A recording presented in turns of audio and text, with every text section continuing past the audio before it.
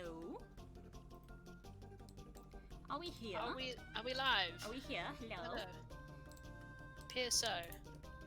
Ow, that's loud. Da-da-da. Twitch ads continually deciding to be like here volume based on the actual volume you have to see stream set to. I don't like it.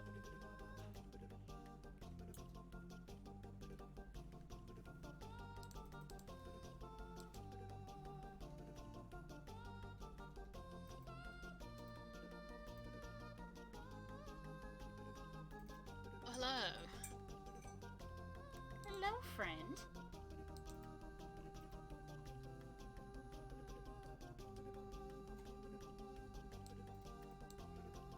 It does appear to be operational. Excellent. That's what we like to see.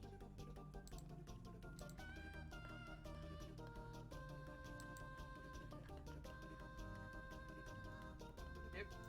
Mine is better than yours. Good, good. Working as intended, Das. I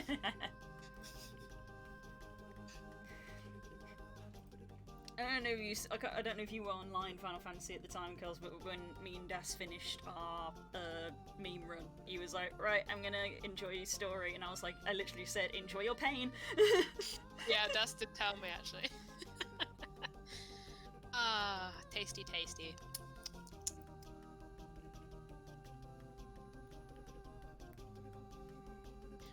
My sole purpose on this earth is to introduce people I care about to media that has caused me pain. Yeah, they've all changed tack from in there. Oh, you did really well on that with Final Fantasy, good lord.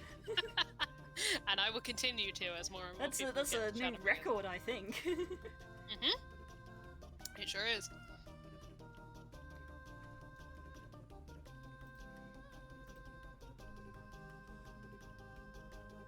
I'm losing fucking everything at the top now. My back has gone very itchy all of a sudden.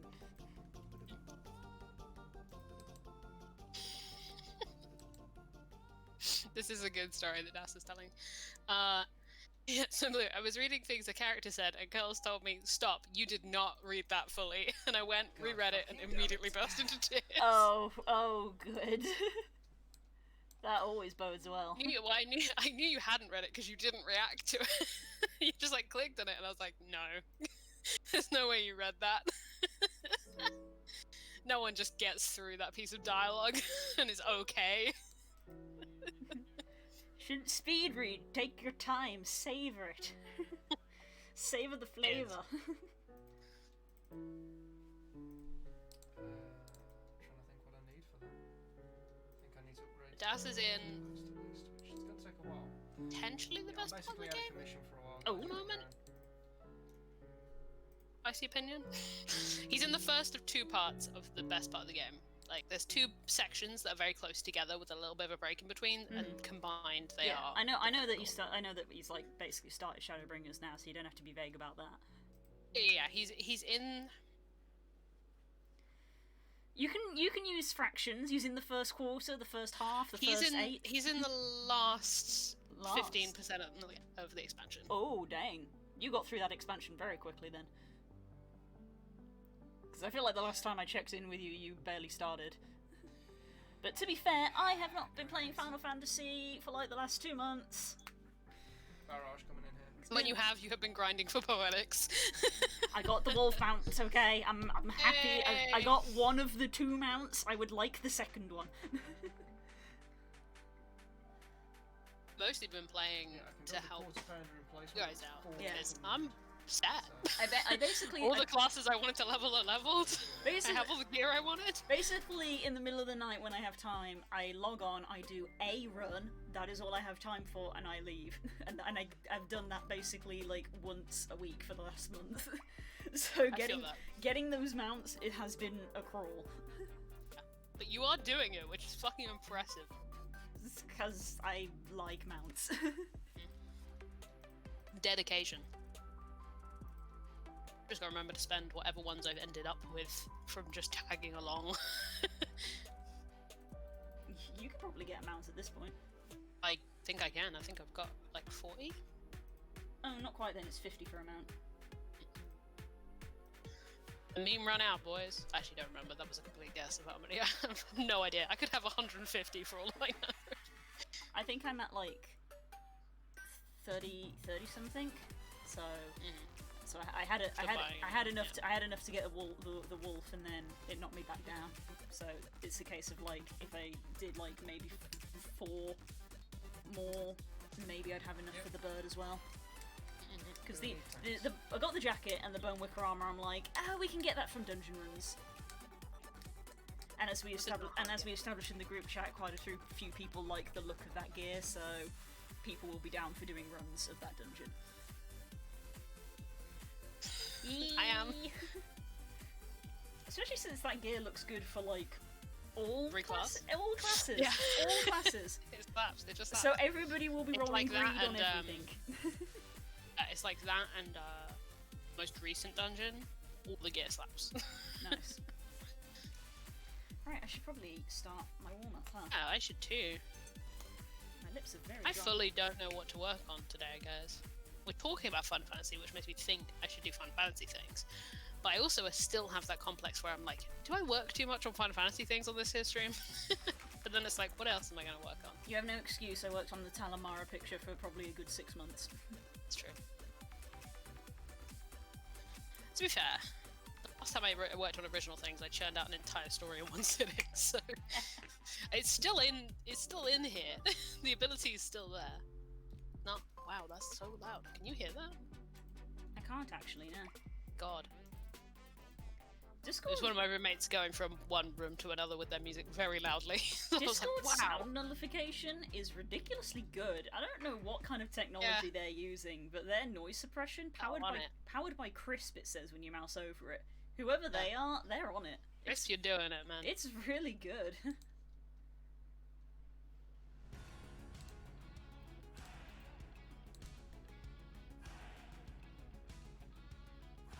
Praetorium time for Pokemon. Every time I've queued That's into the dream. Praetorium, everyone has been like, it's time. It's Pokemon time. Pokemon time. And I'm not saying that I'm like profoundly envious, but I am. I am deep. Everyone around me is playing Pokemon 24/7, and I am filled with jealousy. I mean, if you know people who are playing Pokemon 24/7, then I'm also jealous, because Lord knows I would also like to play Pokemon. You're attempting to play Pokemon 24/7. Because I'm doing what Das does. When I was able to scooch on for an hour the other day and do a Praetorium run, you know I was doing Pokemon You just as well. you just play Pokemon. It's perfect for it. I finally That's what everyone is doing. found a Togepi. Team is forming. Got my starter, got my Murkrow, got my Togepi. Those were literally the only three ones that I had solidified. If I want a Honchkrow and I want a Togekiss. I'm just saying, Boxing Day. That's my whole plan. Oh yeah. I am going to disappear into a corner and I'm going to play Pokemon Pearl until someone physically stops me. Yo, the underground, the new underground, it's pretty good. I've spent a long time in there, mainly trying to get my Togepi. It's also where I got my Murkrow from. Girl, when you unlock the underground, I saw a Houndoom down there. This was at the second gym. You could get it. It wasn't a Houndour, it was a Houndoom. Dodgy dog. So, you know, Sinnoh's lack of fire types eat your heart out, I guess. Yeah, boy. So yeah, the new, Good as well, the new 'cause, underground yeah. is great. I'm very excited about it. I literally, Das started his copy up. He had his volume on his Switch pretty loud, so we could hear it on Discord, and I immediately was like, The music! I know, right? music! As soon as literally I was the same, I even posted it in the Pokemon chat. I was like, oh no, Route 1 music got me like as soon as I stepped outside There's of gonna the be so town. many tears.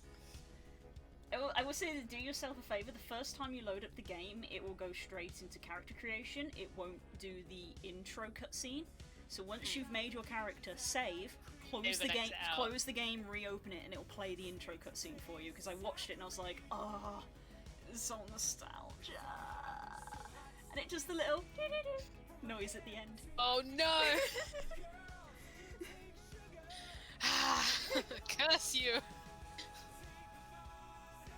dare these things have a direct, direct tap to my soul.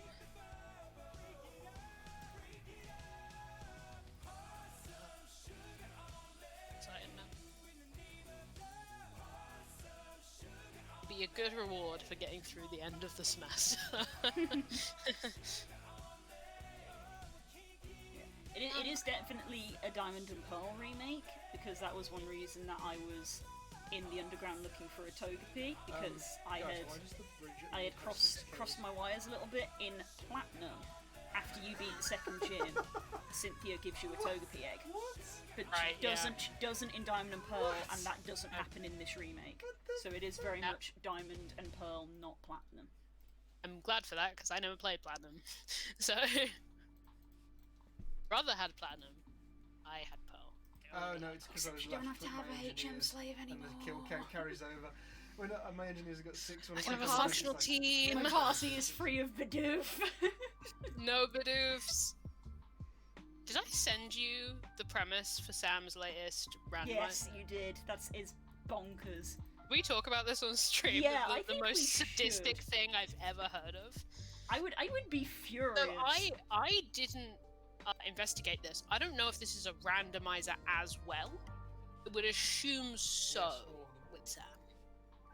For those of you who don't know, we're big fans of anything Sam Strippin does on Pokemon because he comes up with just the most sadistic. He likes to runs. do randomizer Nuzlocks, but he puts additional rules in. Yeah. And tends to do them with other people. Yes. Last part's important for this one. Three-way Pokemon Diamond, so it's already not an easy one to Nuzlocke. Soul Lock, which is a Nuzlocke, but the Pokemon we catch in each route are linked. One dies, then everyone dies. So I don't know if this ended up being a randomizer. I would assume so. So if Strippin is playing with 3 friends, if his starter dies, then everybody's starter dies. If his Route 1 Pokemon dies, everyone's Route 1 Pokemon dies. So it's one of those things where it's like, if one of them catches a Pokemon on a particular route, but no one else does, that Pokemon is only reliant on itself. But everyone will try and catch something on every route, because it's Nuzlocke, and you only have so many Pokemon. Yeah.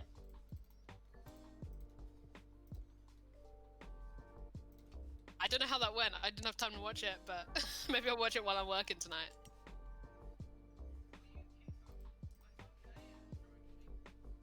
Yeah. But I can imagine. If they get Sam's Graveyard. if they get that far, Diamond and Pearl Gen 4 has one of the biggest level gaps in Pokemon. Which is that when you start the Elite Four, the difference in levels between the first leader and the champion Cynthia is something like 10 levels. And obviously, once you start the Elite Four, you got no time. You can't train in between there. Go back. So in a Nuzlocke, that's say either I commit or I die. But this is the thing as well. Does that mean if they were doing the Elite Four and someone's Pokemon dies in the Elite Four, everyone has to kill that Pokemon while they're still in the Elite Four? Yeah. So either they Get through the fight, you go back to the hub area and have to release half your team. You can't go back when you start the Elite Four. You're just there. But you go into the little antechamber, don't you, in Pearl? You go into each room. Okay, I'm Don't bringing up my, think it Pearl or is. Platinum? my sextant. Oh, sorry, maybe. Alpha Sapphire. Don't remember. Fuck. Yeah, 10 level difference. The first member of the Elite Four, Aaron, has a Dustox, which is level 53. That is his lowest. The champion, Cynthia, has a Garchomp that is level 66 as her highest. Cynthia's fucking Garchomp. Cynthia's fucking Garchomp. It's why I want a Togekiss. Flying Fairy versus Dragon Ground. I'm in. I want it. Your whole team to defeat Cynthia's Garchomp. See, this is the thing. I'm going into this being there's 2 Pokemon I really remember from my Pearl team that I won. But other than that, I'm open to whatever. Especially because now I don't have to have a Bidoof or a Starly. So I'm I could have a combination of things. But I just know myself well enough. I'm not very good at team planning, so I'm probably gonna have a sort of team that I'm like, this is balanced, and then I'm gonna get into the Elite Four and be like, I didn't think about the Garchomp.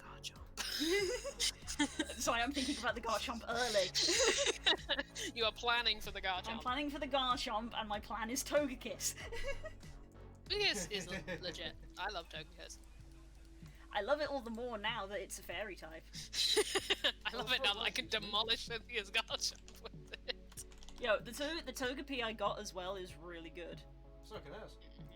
It's got a good ability, and I'm pretty happy with its nature. Its nature is, I believe, positive special attack but negative regular attack. And as a fairy type, I think it's predominantly a special attacker anyway. Draining my Pokemon knowledge, but yes, I think that's good. Excuse me. Dead. You remember when I was up here, and then all of a sudden all three of the enemy came up and started attacking me? Yeah, that's when they died. I'm full of burps suddenly. Ooh, you're men. Well, they're buried in the ground. That's where they are. See, I'm gonna be very conflicted because I know that it is possible to get my best boy in Diamond. I don't know when, because I don't think I can get him yet. I haven't looked too far into it.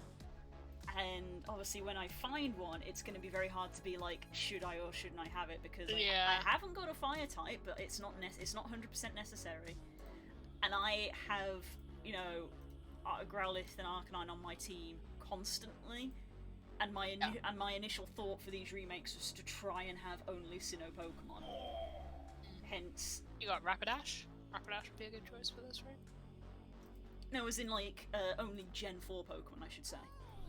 Oh, right. So Rapidash Rapidash wouldn't be included. So for fire type, if I was keeping it Sinnoh only, it would literally be Infernape or Magmortar. And I didn't pick Infernape, and I don't like Magmortar, so that's why I'm like, well, that's why I'm just not having a fire type then, which is fine. Fine, I'll just have them all. Well, for me. I think I might have just saved it. I love Infernape. Yeah, I don't think Growlithe is for a while. Because I am one of those people who likes to try and get my team locked in at a decent point. Hence why I spent ages trying to find both Murkrow and Togepi. I probably could have been at the 3rd or 4th gym by now, but I was busy hunting those two. But the thing is that the freebie legendaries is already like messing with my team comp of only Sinnoh, because Mew and Jirachi are... they're holding their own.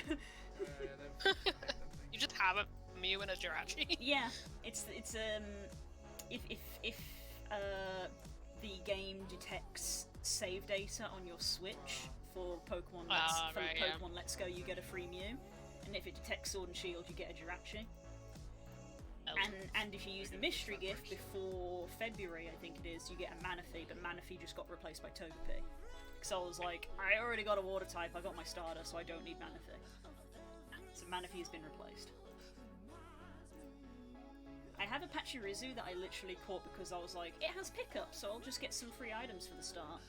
And it's just kind of at the back of my party, it never gets into any fights or anything, but I'm like, is this Pachirisu just part of my party now? I don't know. You're just vibing back there, bud? I think he is. He's just chilling at the back of my party, like, I haven't found anything I want to replace him with, and now I'm wondering, like, is this Pachirisu going to end up sticking with me through the entirety of Sinnoh? Entire game! Just because it has pickup, and I'm... literally, I'm kind of hoping, because apparently it is possible, that it can pick up at one of the evolutionary stones, and I'm like, if it could do that for me, and I can evolve my Murkrow early, that would be great. So it's like, congratulations, Pachirisu, you're in the party by default. He's just kind of there.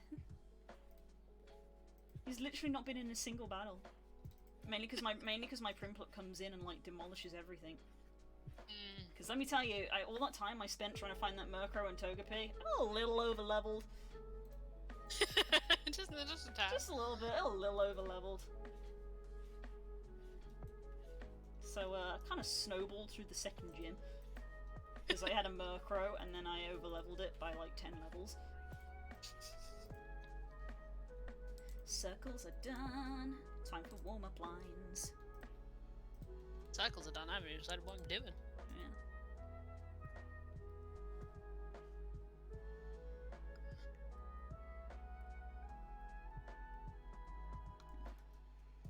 So, but Elite 4 bug type, that's going to be covered by my 2 flying types. Got Honchkrow and Togekiss. Ground type, covered by my starter. And again, having 2 flying types. It's a fucking ground gem. Yep. Yeah. Flint, the fake fire trainer. Perimeter Overwatch. I'm a fire type trainer. No, you're not. No, you're not. Sure you are, bud. It's like if That's what you think. he actually had fire Pokemon, it would be fine because I have a water type starter, but he doesn't have fire type Pokemon. So he might be a slight issue.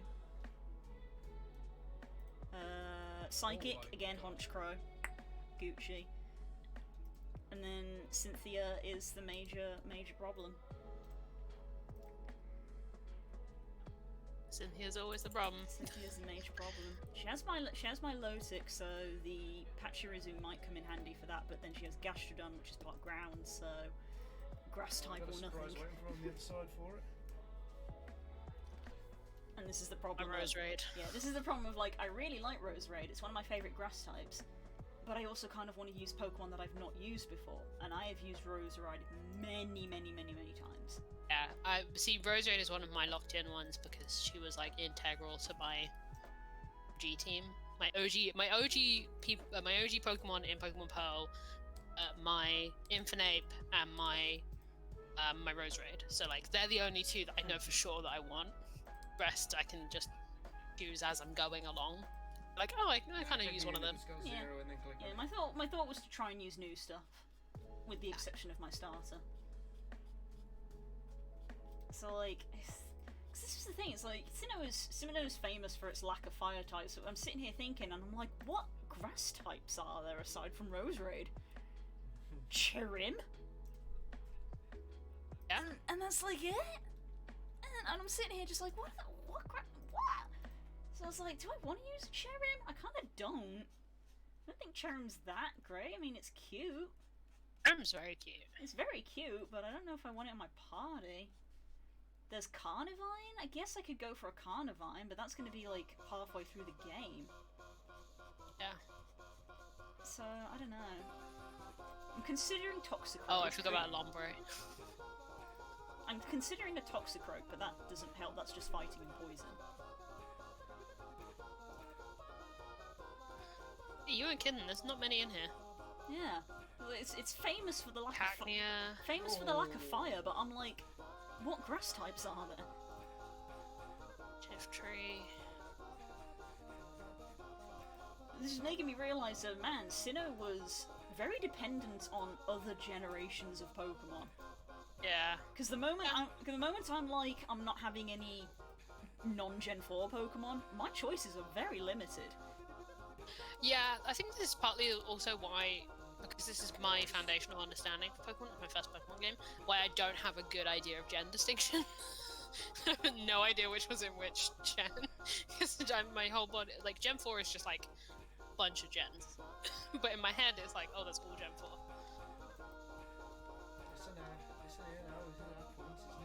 It's a shame they didn't give us a Shaman instead of like a Manaphy, because that would 100% be in my team. Shaman! Love Shaman. Shaman's a sweet friend. I love Shaman so much. I love the fact that Shaman has like an exclusive move and you can only get it when you level Shaman to 100. Yeah.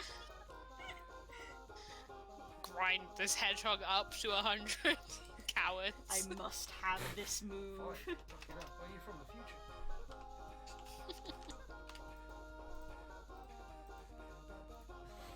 Oh, I don't want to write.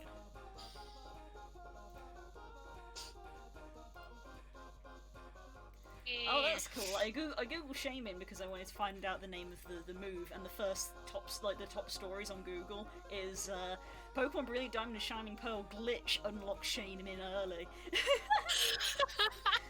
Oh Just no. hacking Shaman into your game.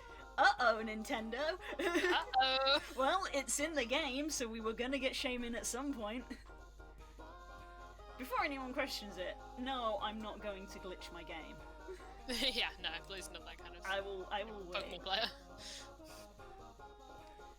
Yeah, I saw Skorupi, that was another one where I was like, maybe I could have a Drapion in my party, but I was like, I don't like Drapion that much. I was like, I think I like... Where you work out that the reason you always have similar kinds of Pokemon is because they're the Pokemon you like. Yeah, it turns out that I don't like a lot of Sinnoh's Pokemon, because like Magmortar has honestly got to be up there as one of my least favourite Pokemon. I don't know why. Magmortar is lacking. Yeah. It's an absolute unit, but he is lacking. Like, Dusknoir I dislike, like, 90% for the meme of it, I'll be honest. Like, I know that, you know, stats-wise and type-wise, you know, it's not bad. Magmortar, I just straight up, like, don't like its design. I don't like how it looks. I don't like him. I wasn't a huge fan of Magmar, and I don't think they improved on it. Yeah. Toxicroak is a potential slot.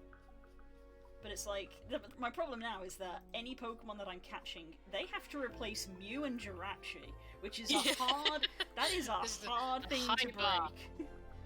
So, you know. The bottom of this coffee, and I realised I did not make it decaf.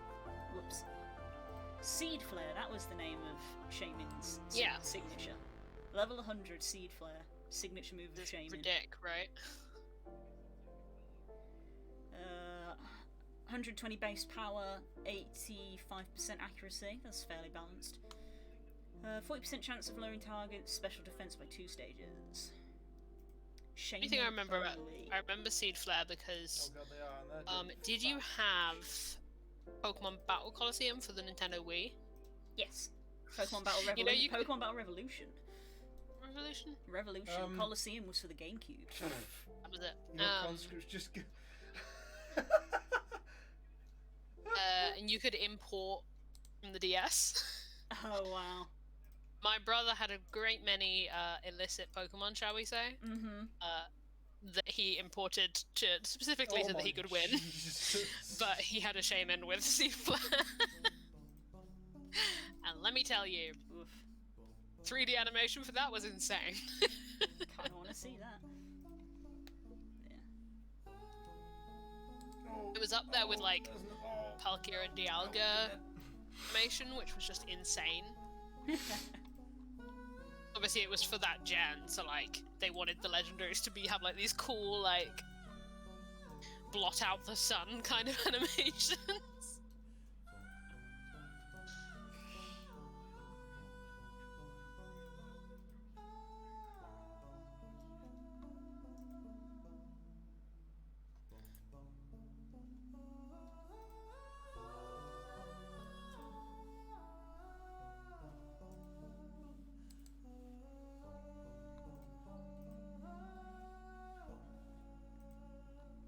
That's an interesting comparison, but I suppose when you look at it, yeah.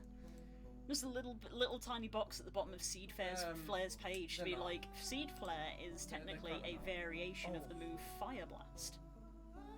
Oh, Because they apparently they have the same accuracy. Seed Flare technically has slightly more power, and has a percentage chance of an additional effect. So it's like technically a variant of oh, they're across the bridge. Fire Blast. Huh. nice.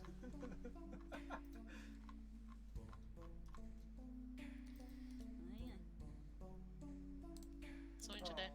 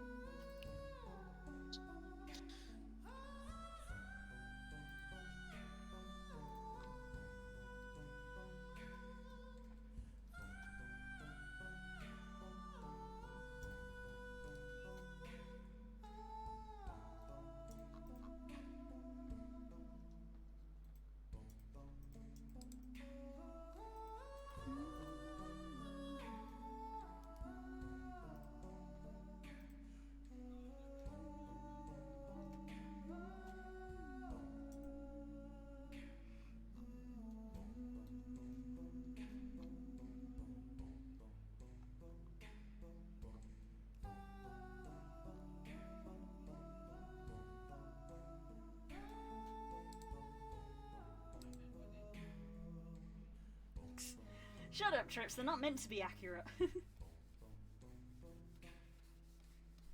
definitely authorised. And I got distracted by Pokemon, so I wasn't doing them.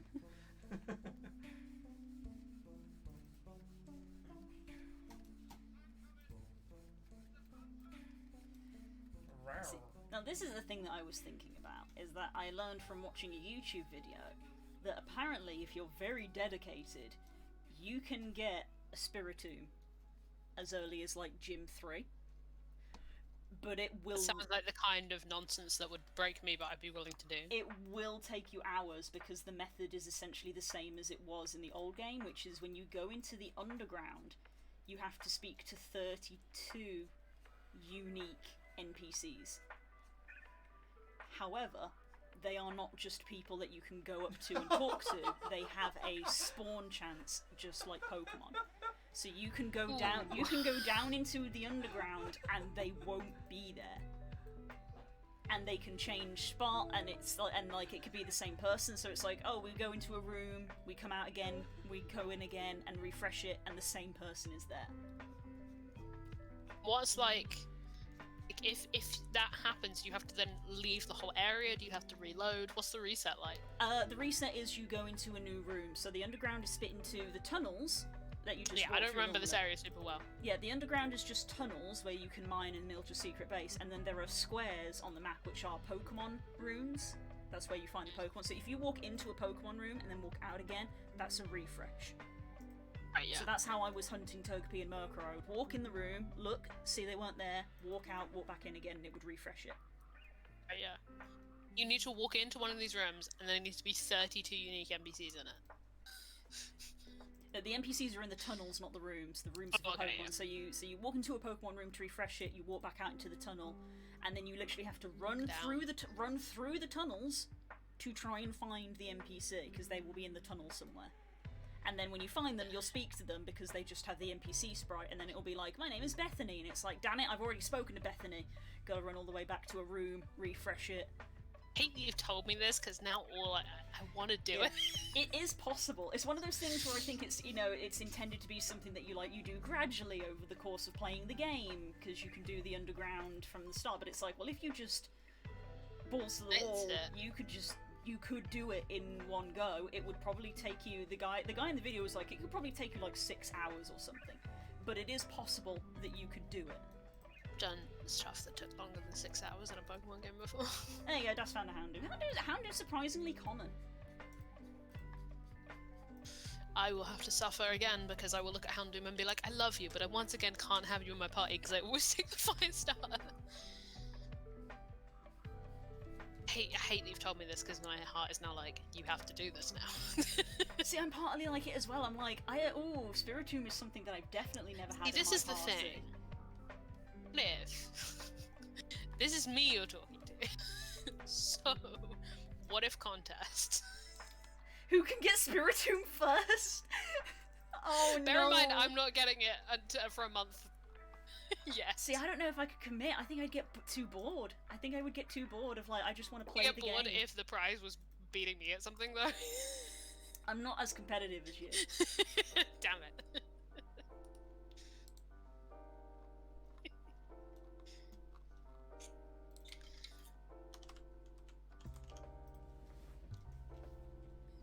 Spiritomb one of the ones that would be like... He's like, okay, but how integral to my party comp? I'm just thinking now because I'm like, wait, at the time, yeah, I was right. At the time that it came out, Spiritomb had no weakness. It was like Sableye.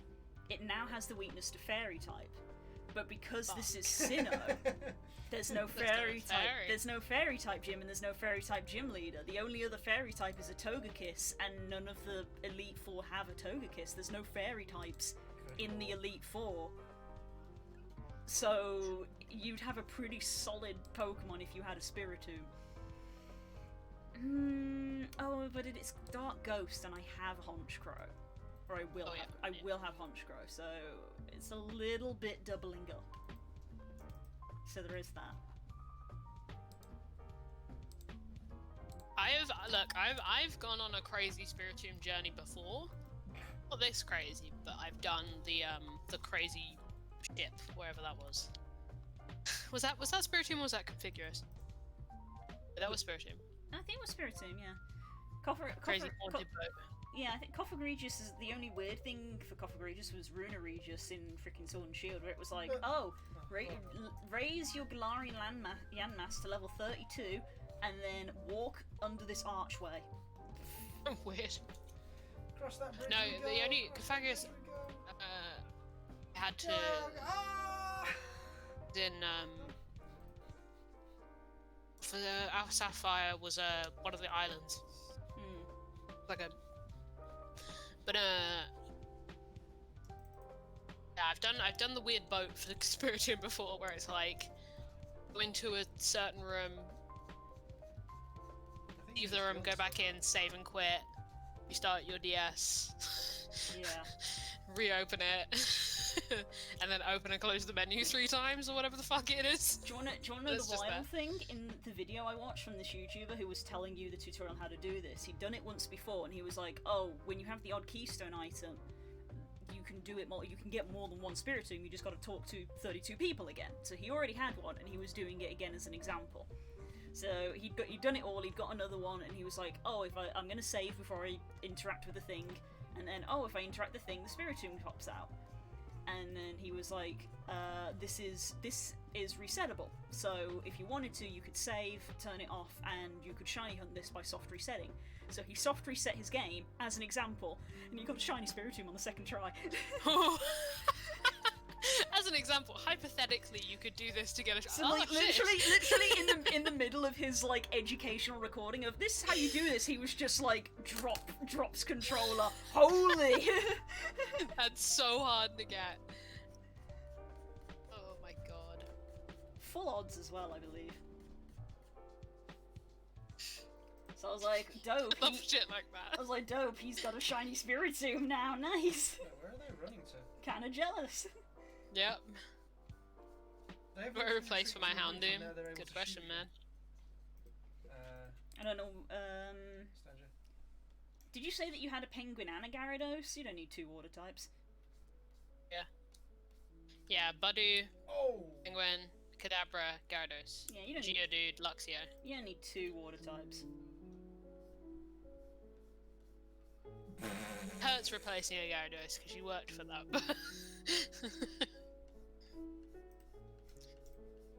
Yeah, trying to talk to 32 unique NPCs for a Spiritomb is not as crazy, I think, as when I got the Milotic. And that took me much longer than 6 hours. Yeah. That took me days. Yeah. As I said, it's basically one of those things where if you want to do this, what you need is a piece of paper so you can write down the names of people you have talked to, and that way Then you, just like tally and them. that way you know you've done 32. And he basically brought up a big picture of like, me and my friends sat and tallied where we were finding all the NPCs, and this is roughly the like areas we think they spawn in.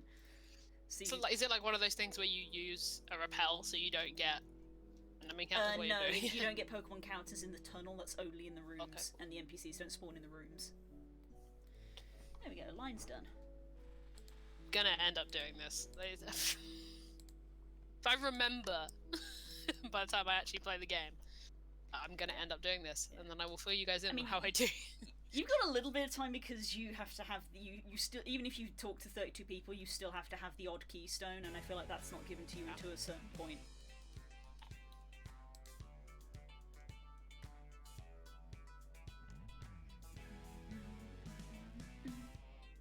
I'm gonna keep working on this thing I'm writing for you. Because I thought I hated it when I read it before the stream. I was like, am I in the phase where I just hate this now? But I've read it back again and I don't, so. I've overcome the hating it phase. So I'm gonna put the Endwalker theme on and work on it more. You know,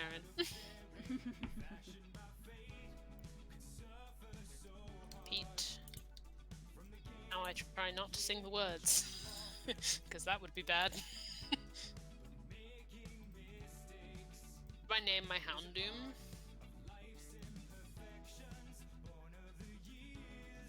Your other ones have been named after all kinds of D&D related things, right? Jester! Jester. You could do Jester. You could also do whatever the fuck Legacy's asshole brother was called. I've forgotten. I do not deign to give that man space I do in not my associate brain. with that man. I've already given him space in my brain once and I didn't enjoy I it. forcibly took it back, so now he's not having it.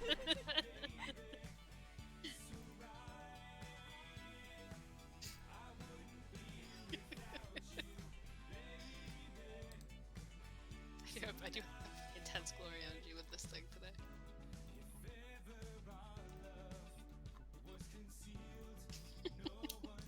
Yeah, I'll see if I can go back to my Pokemon Pearl roots and actually name all my Pokemon again, because I did when I got into legacy hunting,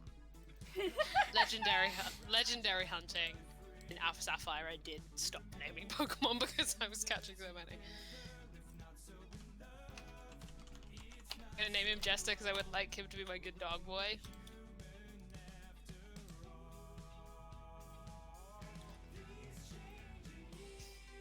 I was gonna say something then you all would have attacked me, so I'm not gonna say it. Narrow eyes. I was like, I felt the words about to leave me, and I just felt like the shing, like all everyone's. It's like no, okay, no, don't say that. Don't put that out there. Oh my god, I just realized what if I get a Houndoom, I know what I'm calling it. So it's also good that I didn't say that. That would have been a spoiler. Hey Tass, what's more Fantasy High? Again, I think it boils down to the grass type I would like to have on my team is a Leafeon, but I was once again confusing Platinum with Diamond and Pearl, and you don't get Eevee until after you beat the Elite Four. So it's like, cool. Leafeon's not going to be part of my team then. Why?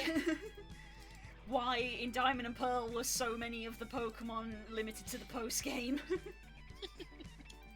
got an anti-tank gun pointing across every single room. Well, they were too good.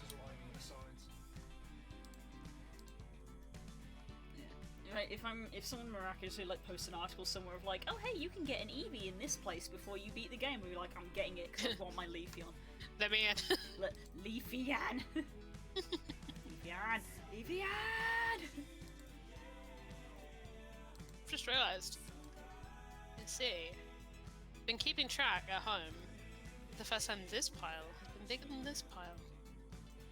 This pile of books, i.e. the books I have finished, is now finally bigger than the books I have left. Hey! But We love to see it. ignore the massive stack of books that's to my immediate right that I need to read for tonight. It's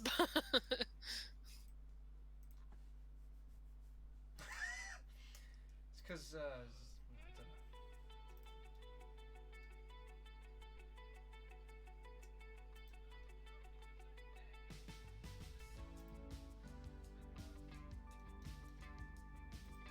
Damn planes,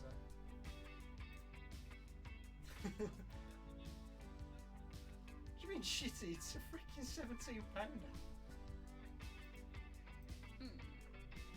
Oh, there's the potential to get an Eevee in the Trophy Garden, but it's a daily event.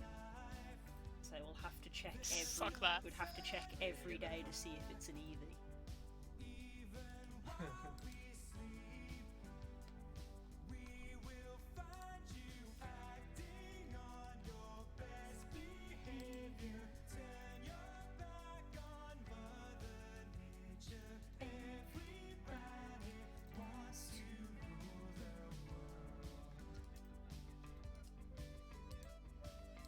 Oh yeah, Absol are there. That's finding out stuff that I learnt like 2 days ago. There's Absol down there as well. Again, I caught one, but it's not a Sinnoh Pokemon, so it's not on my team. But yeah, that made me do a double take when I was like, you can have an Absol on your team this early in the game. The underground is great, and I would recommend going there. Yeah. Random Why not? Pokemon It's where time. they have to stand. A Togetic! Couldn't have planned it. I was literally literally like, are you gonna give me a Sinnoh Pokemon? It didn't, but it gave me one of my teammates.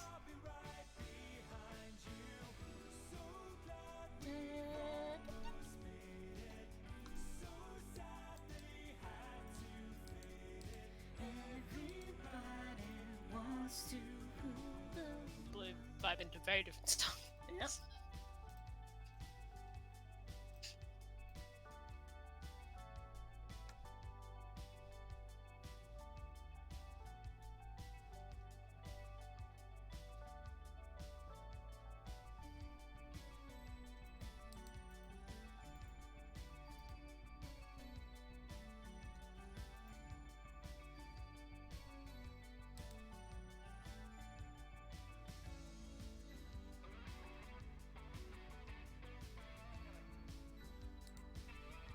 Shouldn't be listening to the Endwalker theme so much because I'm so excited. You still got one more week after this week? Press it. Come on, I think it's next weekend. Next weekend.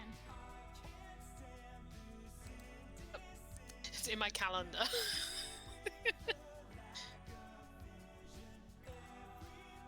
I would recommend that no one here look this up, but the art team have been doing a countdown after 20 days, where every day they've been putting up a new piece of art. Not like concept art, but like as far as I can tell, it's just the Final Fantasy art team drawing their Final Fantasy OCs.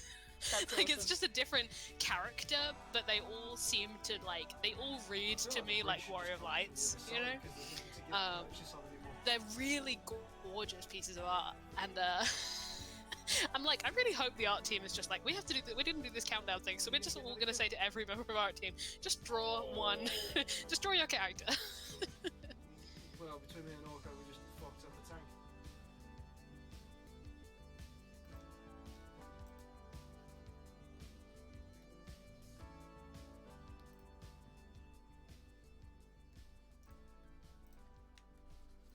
Still quite a bit of time left.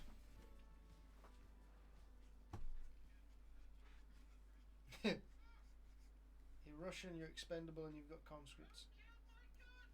What gun? There's another plane at you.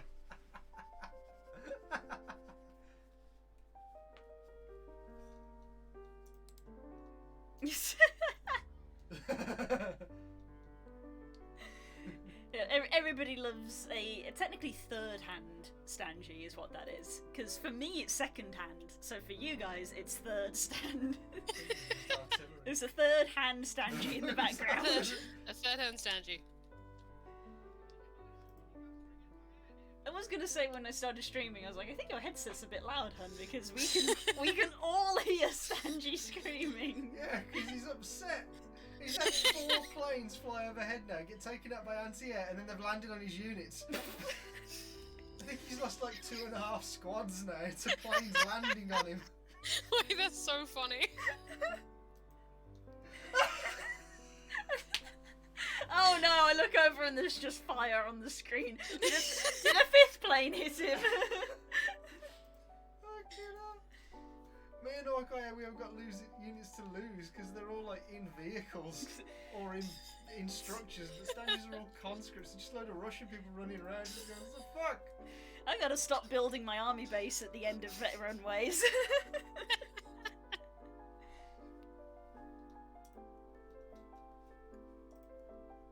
I'm really tempted to just artillery Stanges howitzers.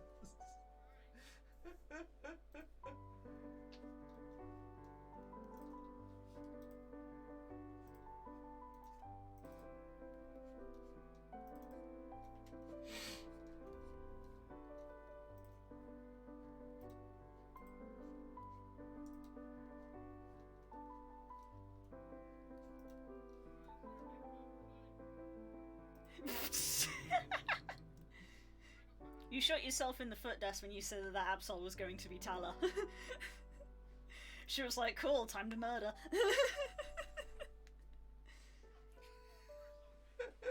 It's smoke. Trust me, I also caught a Tala, and I was just like, oh, I want this on my team so bad, but nope, I'm gonna stick to my guns. Sinnoh Pokemon. Stenji's bored now because he's had his part of the See, game. now that I know it might actually be possible for me to get Eevee, I'm like, oh, I want that Leafeon. Ever? I want Leafeon on my team. Because that would solve my Gastrodon problem. Of how the hell do I beat Cynthia's Gastrodon?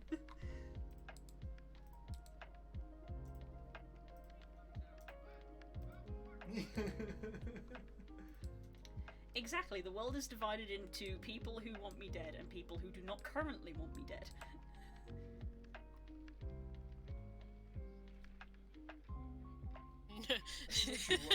Bloodhunter solidarity.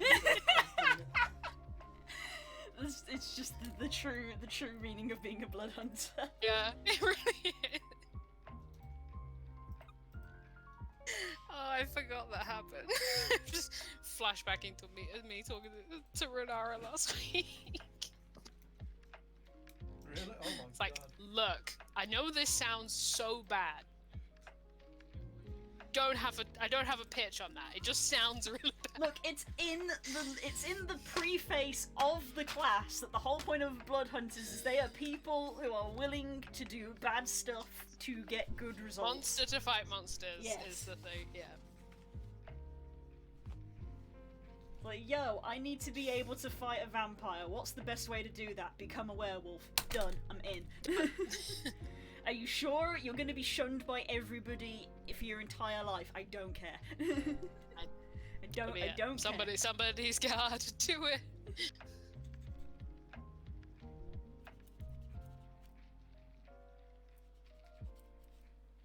Once again, we are presented with the question of would Pox and Tala get on? Maybe? I don't know if they would just annoy the shit out of each other. You gotta respect experts in your field. Yeah, I feel like it would be a very professional.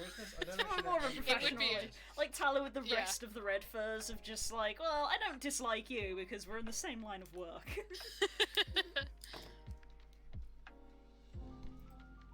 I've said this before, but the freedom of being able to just say Pox is immense. It's immense. I'm free.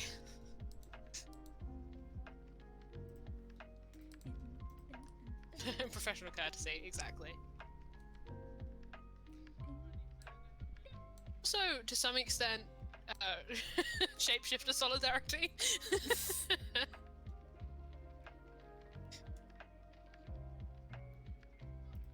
A shifter, but a shapeshifter, yes. Ooh, do I? No, that's too late in the game, really.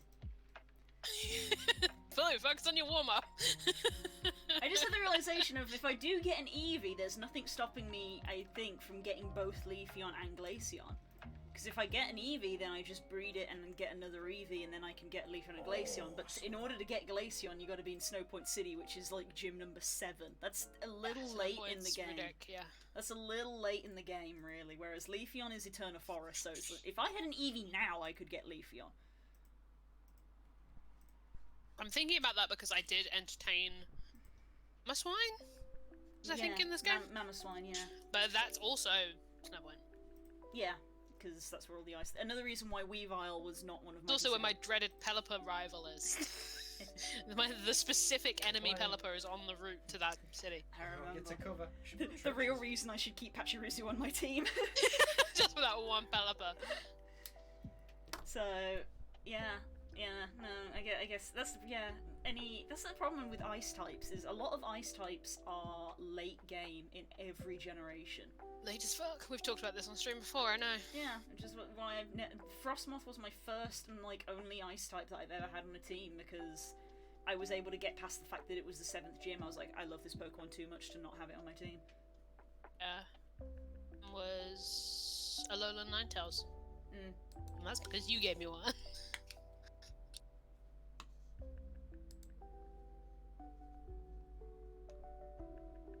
It did make me really love ice types though.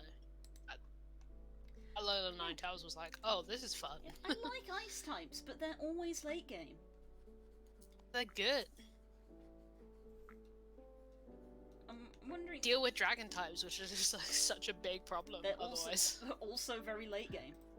Yeah. I would would love to see a Pokemon game that like mixes it up. The first gym is a dragon gym. Yeah, it's like because it's like, you know, here's a level 10 Dratini, and it's like, oh wow, it knows like Dragon Rage, but that's it. They should mix it up, like make Ice and Dragon common, but then like towards the end you're like freaking grass. There's no grass types in this region. So what we're saying is we want a Pokemon game whose setting is primarily cold, like snow, mountainous. Give me the Nordic region. Give me the Nordic region with ice types and dragon types. Dragon, ice, and steel. Yes. Early game Dragon, Ice, and Steel, and then at the end you're like, is that a fucking fire type? Or very early in the game you're like, fuck, that's a fire type. My steel. My steel, my ice, no!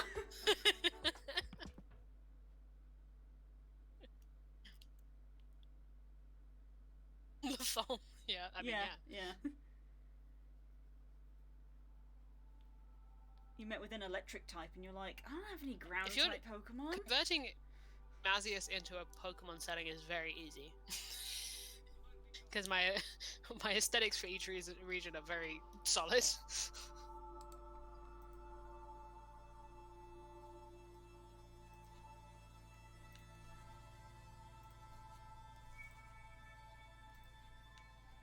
It would be fun that way as well, actually, because I don't think Pokemon would ever change up the starter recipe.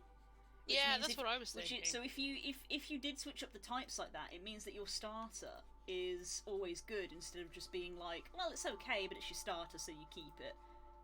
Yeah. It would really put to home of like, no, these are rare Pokemon. Like the NPCs always say, like, oh, starters are really rare, but yet for some reason loads of people have them.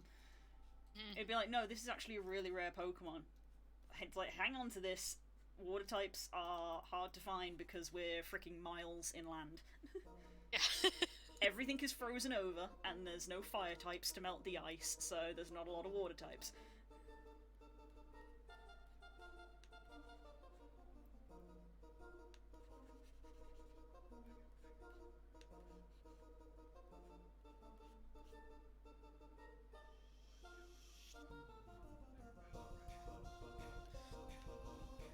Yes, I remember why I was struggling with this now.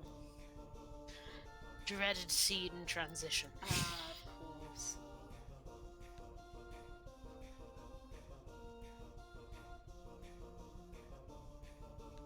It's partly because I'd started on the next section for this already, and like what I've written for it, so I need to now transition from the piece I am writing current tense, the piece I have previously written that was designed to go with stuff that was not this part I've just written.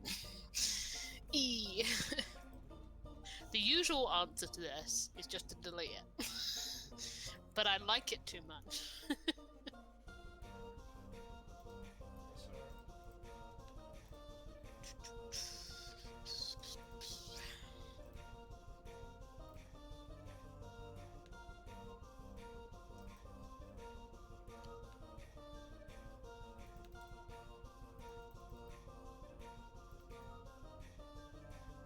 Lost an engineer squad. No, I've realised I'm gonna have to make this even longer than I thought as well. It's already like one of the longest things I've written in a long time, but I've realised I need to make it even longer. Yes.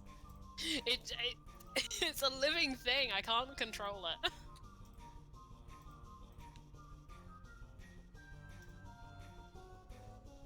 Like that when I'm writing original projects, I struggle to make them particularly long, but the moment I'm writing like some kind of D&D venting fic or just something for one of my friends, I'm like, 5,000 words, let's go.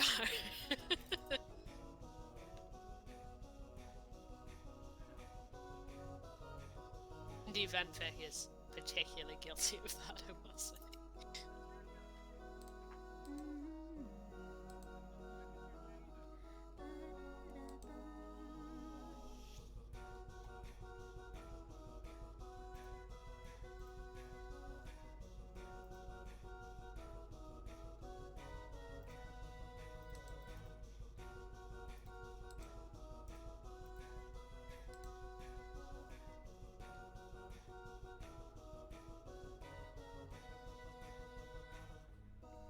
do you guys want to hear a little story time of my time in VR at the weekend? Because I went. Oh yeah, go on. I went and visited my parents again, so I got to borrow Dad's VR headset again.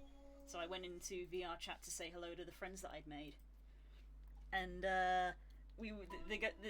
this guy was like hosting like a little bit of a VR party of like, everybody come and chill, we're having drinks and stuff, and I was like, I don't drink, but I'm still gonna chill, and they were like, that's cool. So it was like this world that had like a big ball pit in the middle, and all of the like Oh no. and the balls all had physics, and you could like do modifiers to it, so you could literally like throw stuff in and it would make it all the balls explode out, but they had physics which like gradually would draw them back in so it wouldn't like lose them and things like that. And there were like shader balls like attached to objects, so you could literally like pick them up and it would like surround you in a bubble that was a shader. So there was like a monochrome one and like a rainbow one and just like different effects, and you could move them around and play and have fun. And there were yeet sticks, which was literally the word yeet, which you could pick up, and if you hit someone with it they would get flung across the screen. Very fun. And there were jet engines, which if you picked up, they were blowing out jets of air, so if you held them in a certain direction they would push you in the other way, so if you held it behind you it would push you forward, so people could race with them. Basically you could pick them up and race with these jets, so it was really fun. But after a while, because partially because of me, because it does sometimes happen, but I think mostly because I am still very new to VR, I was starting to get a little bit motion sick. So I was like, I'm doing a lot of running around, things are being thrown all over the place, occasionally one of those things is me. I'm getting a little bit motion sick, so I was like, I'm just gonna sit down on the floor here and let my stomach settle a little bit. And I looked around at the wall that I'd sat next to, and I went, ooh, drawing pens. So I just on the wall in this world there were this rainbow of colours of pens that you could pick up and draw with in 3D space. So of course I picked them up and I just started drawing like on the floor in the room of just like, I'm just letting my stomach settle and I'm just gonna draw a picture to like sell my stomach a little bit. So I was like, I drew a wolf, I tried to do like a Bob Ross landscape kind of thing, so you know, it was like blue sky and mountains, put a little snow on top, do a happy little tree, and then after a while I suddenly paused and looked up and realised that I'd accumulated a small audience of people watching me draw. And I was just like, hi guys, and they're like, no, keep going, it's really good. I'm like, I'm sorry. Like, what are you apologising for? I'm just vibing. I was like, I was feeling a little unwell, and then I found pens, and yeah, I got left unattended with pens, so yeah. And then because I got embarrassed because all of these people were watching me, I didn't know what to draw next, so I then got very meta, and I decided to draw, in 3D, a little mini picture of all the people sat around watching me draw. So I got everybody's like, and they're like little stick figures because it was really tiny, but everybody's avatar, so it was like stick figure in green, and this guy's got like spiky hair, so I'll do like a spiky hair on top of it, and then this guy's in pink, so this one's a little pink stick figure, and he's got like black gloves, so I put little black bits on the end. And then at the end I was like, there's the ball pit with all the balls, and then of course when it came to it I was like, here's the blue person, which is me doing the drawing, and then next to the blue person it was literally like blue dot, pink dot, green dot, black dot, and there's the drawing of the drawing in the drawing. Ah! And That's so sweet. And like an hour had passed and all of these people were gathered round and were just watching me do this, and they were all like, this is so cute, and I was just like blushing under my headset.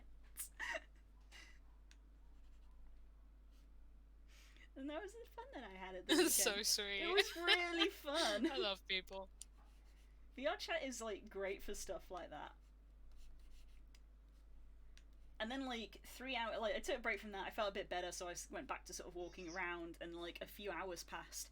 And then it like did a complete 180 in that this one guy had been in this party like all evening, and he had been drinking, and then we were just sort of sat chilling, and then like his avatar kind of like folded up and started shaking, and we were like, what's happening? And then we paused and we went, oh god, he's vomiting. Whoops. Whoops. So we were there in VR, all crowded around this guy's avatar, just being like, hey buddy, can you hear us? Take the headset off, go and get some water. get a friend. Is there anybody who can help you? And it was just like this really like 180 of like everybody really, really concerned of just being like, are you okay? Please respond. Can you hear us? Oh. He was okay, for anyone wondering. We basically like hovered over him all evening for the remainder of the night just to be like, okay. He was sick a few more times. He drunk a lot.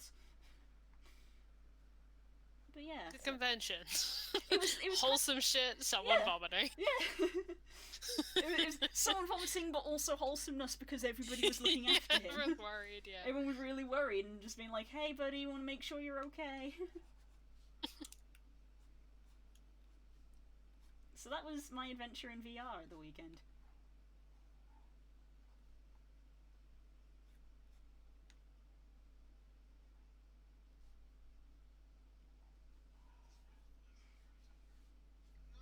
My music stopped? It has. Why did my music stop? That was weird. I can still hear Stanji. Spook's taking his headset off. He's gone to Yeah, I bed. know. I can hear him clearer now. Your headset is very loud, hun. That's like a little speaker.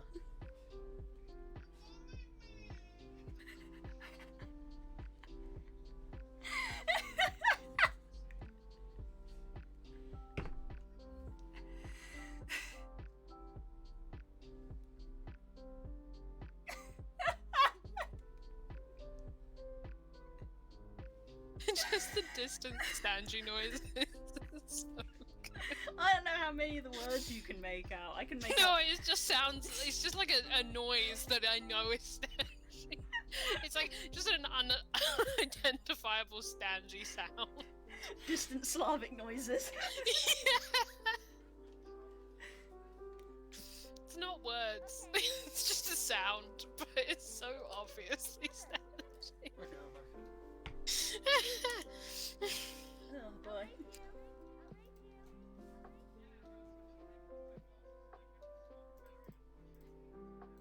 I was gonna say they've got 70. Aw, I've lost an emplacement. Sad noises.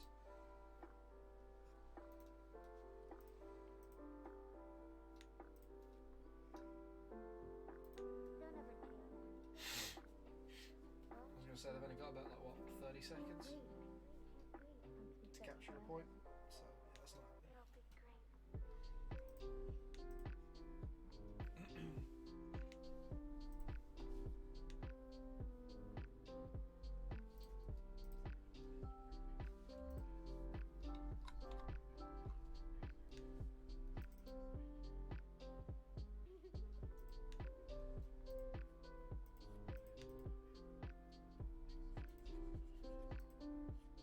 Jesus Christ, one of your priests has got 80 kills.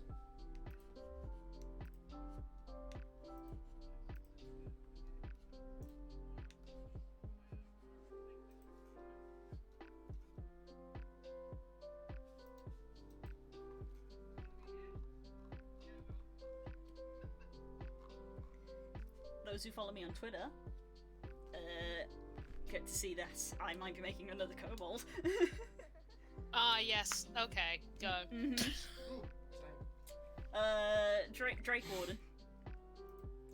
So this is technically my second kobold ranger. I have already got one, but Drake Warden just looks great. It's from Fizzbands. It's basically it's the cooler Beastmaster. Because it's like, hey, Yeah, it's Dragon Beastmaster. yeah. So instead of having a beast, you have a drake. It's a drake to start with. When it levels up, it then grows wings and becomes a dragon. So it's just a drake. It doesn't have a fly speed. But it starts off small, and then when you reach a certain point, it becomes medium. But it literally has the specific caveat of yes, it's medium, but you specifically can mount it as if it were a large creature. Really? And I was like, well, that would be great. But also, if you're a kobold is technically small. So you can have a small kobold with a medium drake companion, and then when you level up again, it then grows its wings and becomes large. So you can be a small kobold on a large dragon companion, and the mental image of that was just wonderful to me. couldn't see Orcai's fucking Like, army the volume. new He Dragonborn just went straight to 3,000 looks after great, that and I to do want to try sustain. it. But also, I love kobolds. You want to play more kobolds, and honestly, that's valid. Like, how Just click happy on would a army volume, kobold be your that it mind had just a fucks little off. Drake companion? Little dragon friend. A little dragon friend that's bigger than it. The little one shot. Yeah. Hype.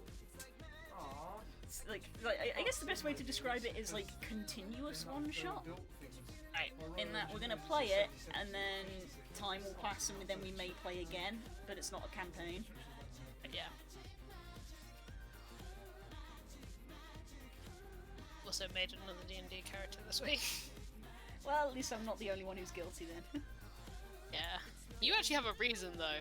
I don't know why recently. I historically am not one for a great many like characters rattling around in my brain that I'm not using one thing or another. Generally, I kind of come up with some idea for them, write it down, and then they're free, basically.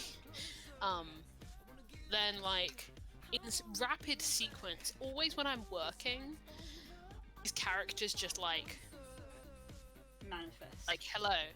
Like, what? Where are you whenever I'm joining a campaign? Yeah. Yeah, I went to Sandra Pyre, and now I have,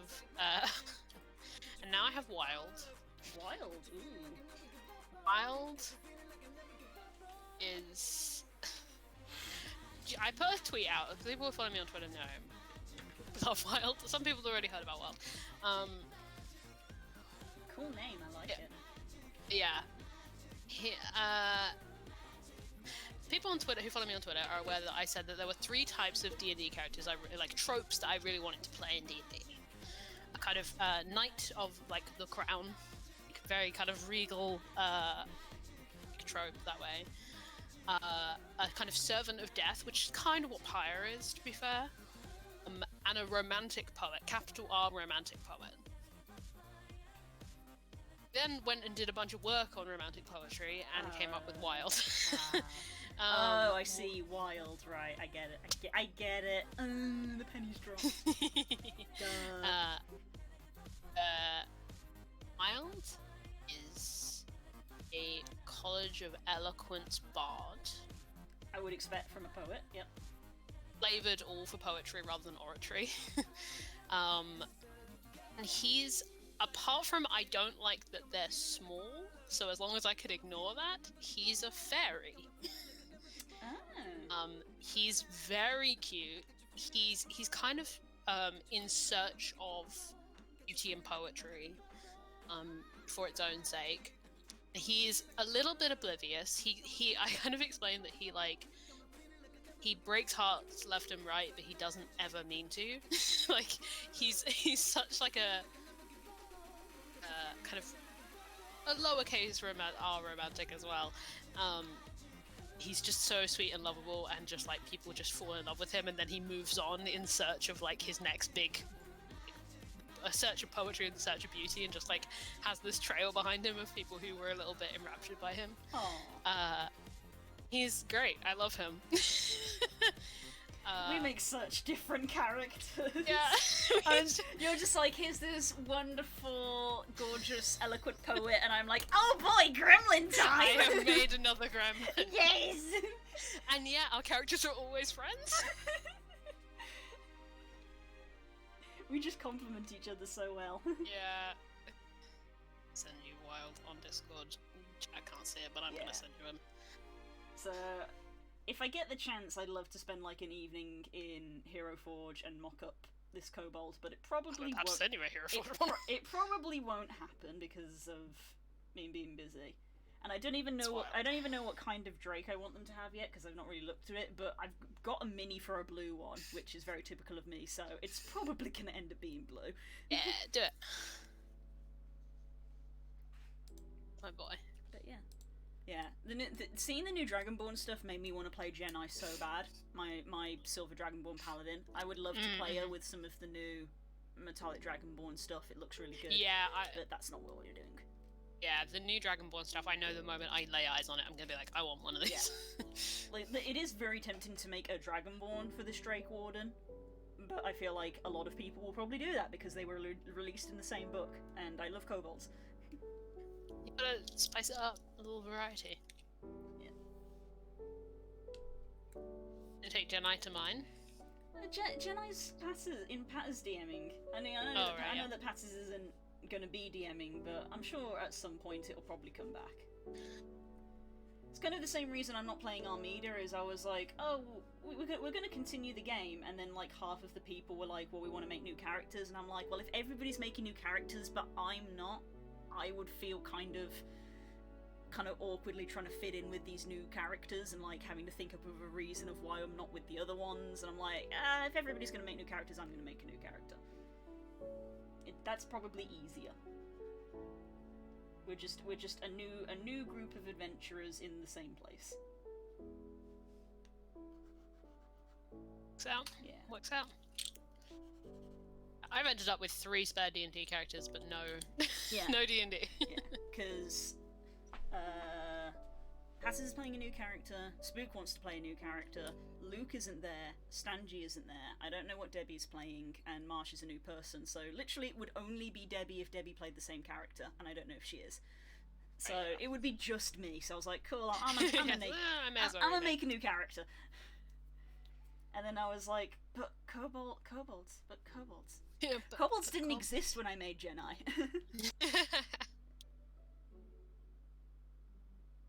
Josh was there when I get back.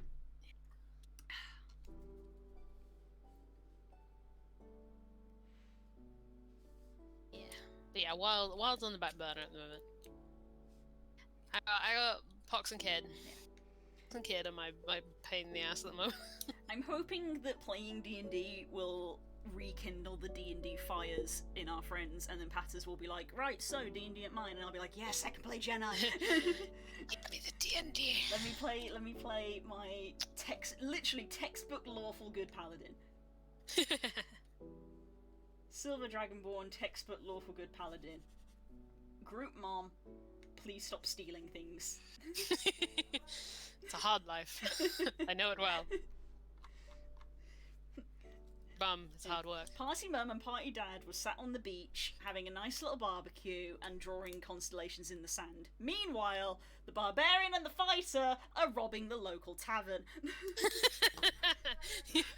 Not D&D party parenting, right? We just sat there on the beach with a cup of tea going, can you hear yelling? It's probably just a few rabble-rousers. Oh, I'm sure the local militia are handling it.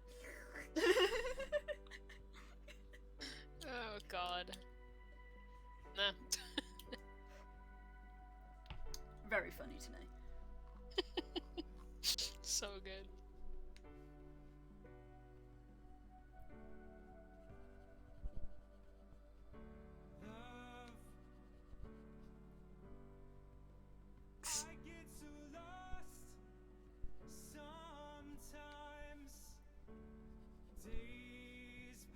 Tavern for overworked paladins.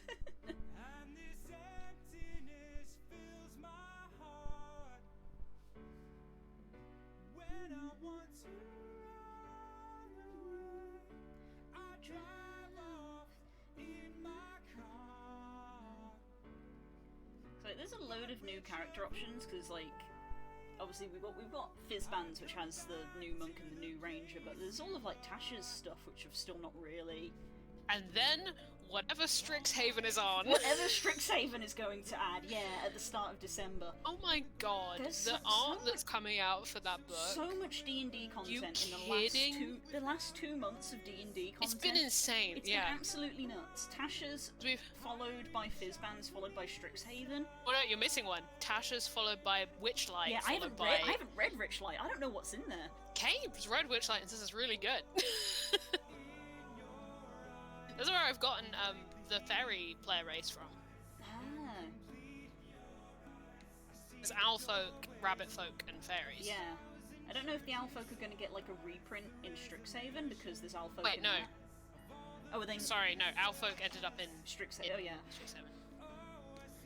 The mix up because they were from the same Unearthed. Yes, they were. That is correct.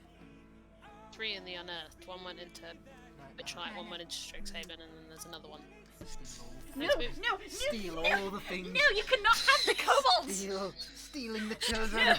Stealing the child. No, the child, no! I'll be right back, stream. Oh.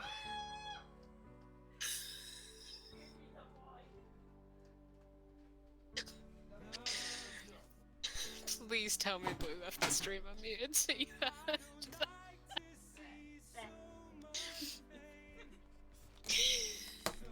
Are you enjoying our slapstick humour?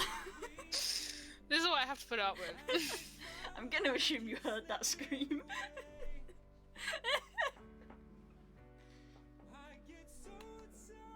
Cousin Anne's clip that for me.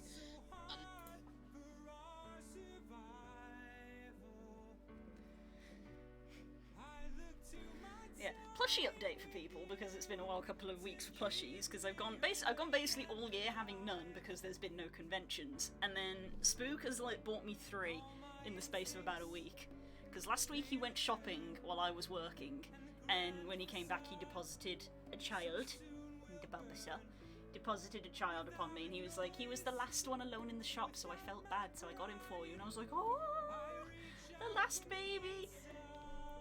And then we had the kobold come. This is the Joe Cat kobold, much like how Joe Cat has gun goblins. So this got ordered like back in the summer and has only just arrived because shipping. So kobold plushie. And then literally yesterday when we went to go food shopping, we found another child. I got my boy. I got my favorite boy.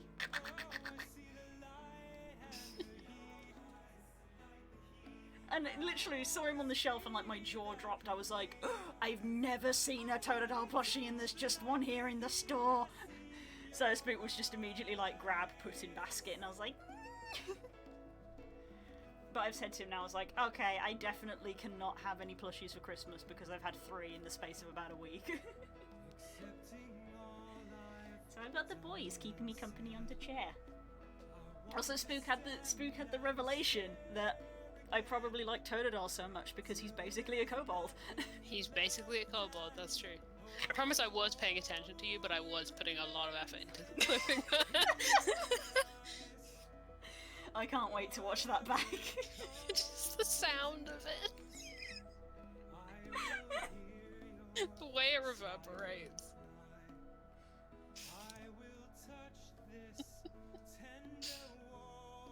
Hang on, I'm gonna tweet that and then I'll go back to work.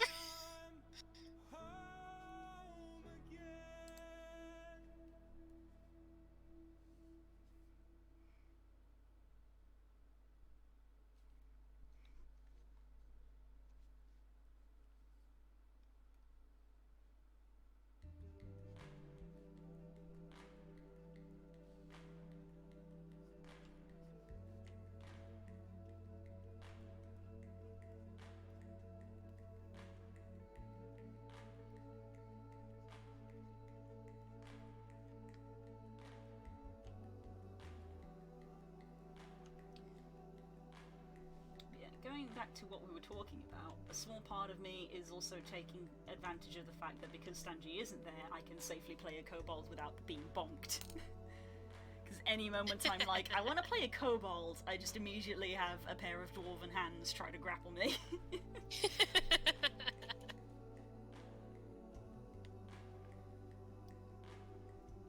He's just jealous because they're better miners. It's in the law. I'm not just bragging, they're better miners. They're not better crafters. Kobolds can't really craft anything. They can make traps, but they can't, like, forge. That's where dwarves succeed, but kobolds are technically better miners. It's because they tunnel like Generally children. It's because they tunnel like rabbits. They just sort of spread out. Thank you for skimming past the joke that I made. Alright. No, it was good that you did. It was good, it deserved to be ignored.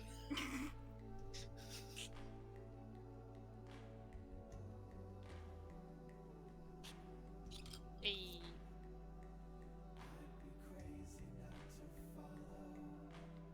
basically. They're like rabbits, but not the rabbit folk. They're different.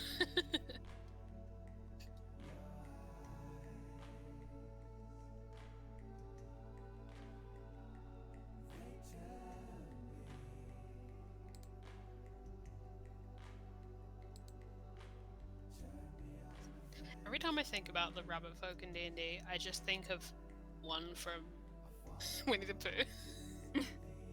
It's the only thing that comes into my head.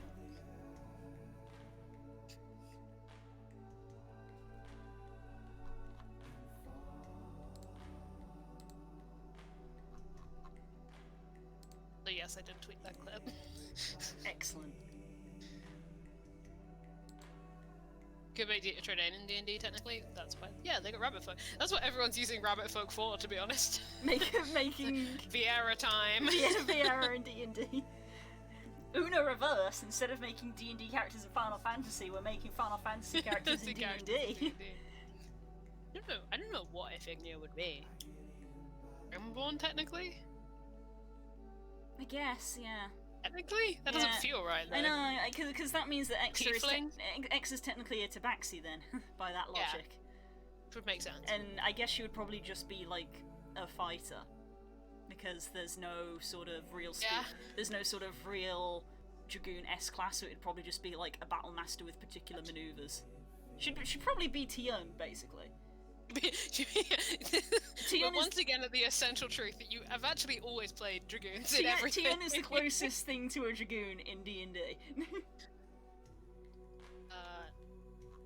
What? I guess Iphignia would be a Twilight Cleric, or a Circle of Stars Druid. Or both. Technically. Or both. Yeah, I think Twilight Cleric would technically fit better. I think so, yeah. Spiritually, if nothing else. I like constellation forms, and I think that would be dope for Iphignia, but also I think just, like, she's a healer, right? Like, I could really go with a cleric, I could make her more hard healer stuff. That sanctuary is really cool.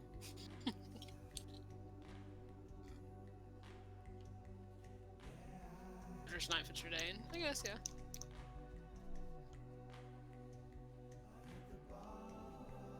I think, like, Dark Knight would kind of be a fighter barbarian hybrid, right? I guess, yeah. Potentially. Eldritch Knight plus barbarian, maybe? Yeah. I have not read it myself, but Spook looked at the Rune Knight fighter in Tasha's, and he was like, it seems like a better Eldritch Knight fighter. And I was like, I haven't read it, so I can't comment. I have because unfortunately Eldritch Knight is not great. Have read it. I seem to recall it's pretty sick.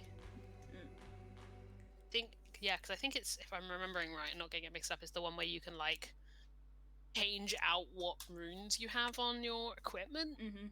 Change your enchantments out every day, which is pretty sick. Yeah. It's just has got some in classes. Yes, it's just unfortunate that Fighter suffers from the fact that they made the best subclass first, which is Battlemaster, which is superior to every Fighter subclass in almost every way. I have realised this. I've seen so many Battlemasters and things recently. I'm currently watching Battle for Beyond, which, if people want a D&D recommend at the moment, that's airing. And basically everything that I'm watching has a Battlemaster fighter in it. I'm like, shit, I really want Battlemaster fighters are really cool. Especially since Tasha's did a printing of, like, here's loads of different builds that you can do with Battlemaster. It basically just solidified of, like, yeah, we have all of these different archetypes, but Battlemaster is the superior fighter. Yeah. Because I remember when Spook was like, there's a psionic fighter, yes, I love psionics, and he read it, and his immediate response was, this is disappointing. Battlemaster is still better. And I was like, oof, that's rough.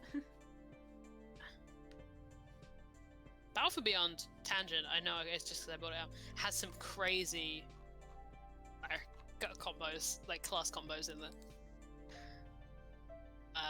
There's a character in it that used to be, in the lore, used to be a wizard, used to be a barbarian, sorry, and is now a wizard.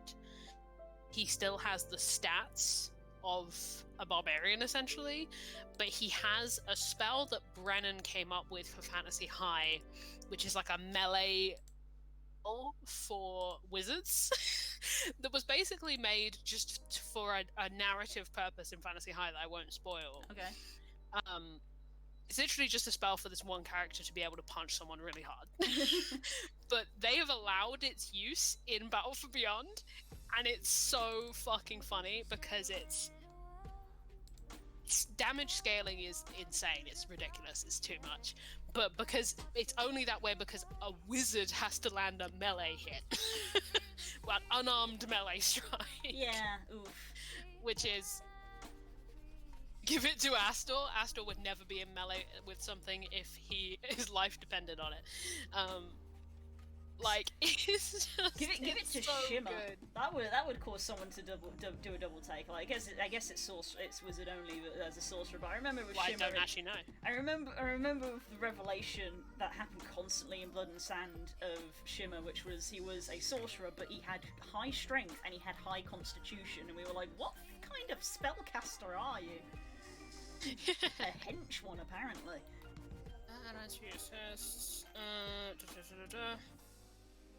Wizard only? It's technically one person only. It's not even, but it's a wizard. It's not limited. Again, Brennan made this for one character. He didn't intend for it to be used outside the context of the show. Fair. But the Battle for Beyond is a D&D Beyond official show, which implies that this spell is going to be on D&D Beyond. Which, in my conspiracy board, might mean there's going to be a Fantasy High for D&D. I'm just saying.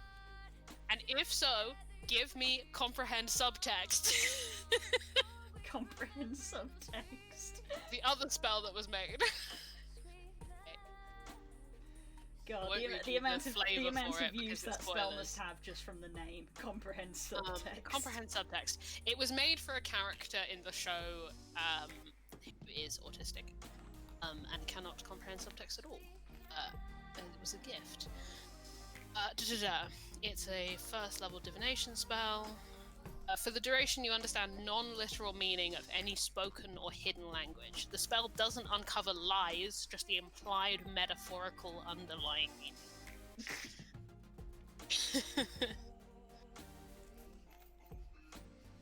It's very sweet, but I want it.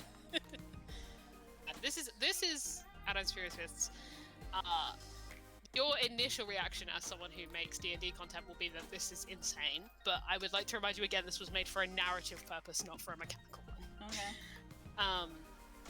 It's a first level spell. It has a duration of a minute. There's a bonus action cast time. The duration of this spell, your fist gleams with silvery arcane light, and you may, as an action, make a melee spell attack against a creature within reach of your unarmed attack. The first such successful attack during the duration of this spell deals 2d10 force damage to the target, and the target must make a strength saving throw or be knocked prone and pushed up to 5 feet away from you. Ooh. Higher levels. I will point out, it specifically says a melee spell attack. So he is still using his spell modifier, not his. So on a normal wizard where it's like, oh, I have a +4 intelligence but a -1 strength. For that spell, that doesn't matter because you're still using the +4. Yeah. Because it's a melee spell attack. That's the difference. At higher levels, when you cast this spell using a slot of 2nd level or higher, the extra damage increases by 2d10 for each slot above first. Yeah, maybe put that to 1d10 per level, and maybe then Additionally, it'll be viable. Oh god, there's more. The distance the target may be pushed away from you on a failed save increases by 5 feet for each slot above first. I mean, I can get behind that. I would lower the damage exponential personally. Oh yeah. It's I think fine. most people's response to the spell is, whoa, damage scaling. But Yeah. 2d10 every level. Yeah, that's in my professional opinion. I'm not a professional. No, that's most people's response to this spell. Is like, what the fuck is that damage scaling? But again, yeah, it'll be. I imagine they will change it if they do print it because that's way too much. Yeah, It's used to great effect in the show, is what I will say. I and that's bet, all I yeah. will say on it. All I'm Cast often. All I'm envisioning is that scene in the first Sherlock Holmes film where he discovers that taser, and he just like lightly just lightly taps it against someone, and they go. When we eventually marathon Fantasy High together, you'll see when the spell gets used, and it's poetic justice is all I'll say.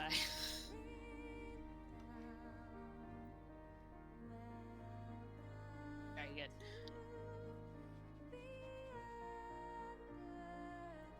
But for real, if they print a Fantasy High campaign setting for 5th edition, I just got to get through November. There's not technically a lot of November left, but I just need to get through it, and I feel like December will lighten up slightly. if you can make it through December, if you can make it through December, I can be in your physical presence again in January. Yes. Just in January, just like Spook, we're gonna have an additional roommate for all of January. I'm sorry, I don't make the rules. This is just how it is. I'm sorry, she's just gonna appear at a certain point, and there's nothing we can do. Now. I'm just here now. It's gonna be great. There's no obligations. Just watching Fantasy High. Watching all of Fantasy High, which is an obligation. I will enforce it. We've still got to finish Dragon Prince.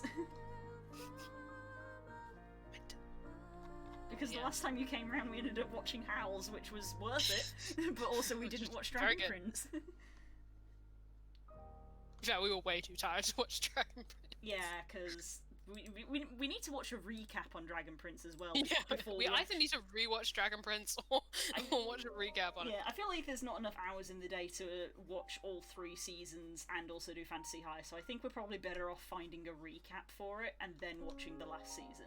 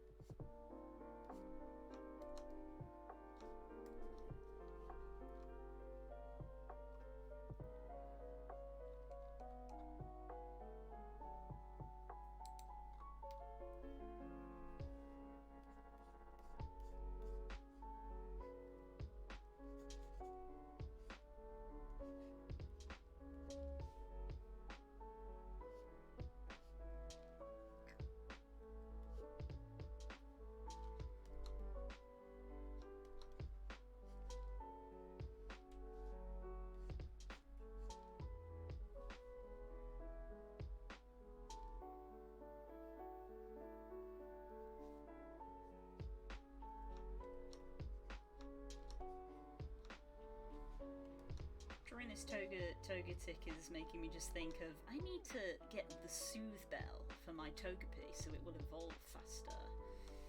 But where do I find it? But where the fuck is the Soothe Bell? I have absolutely no reference for this. My initial response was, oh, it's in the place where the flowers and the honey is? No, you're thinking of Floroma Town, which is, funnily enough, is the town where the shaming event is. Yes, it's also that doesn't surprise me. It's also where you get the Mew and the Jirachi. Hey. Because apparently that's just the town where legendaries live. Yeah, that town has a weird, like, vibe to it. No.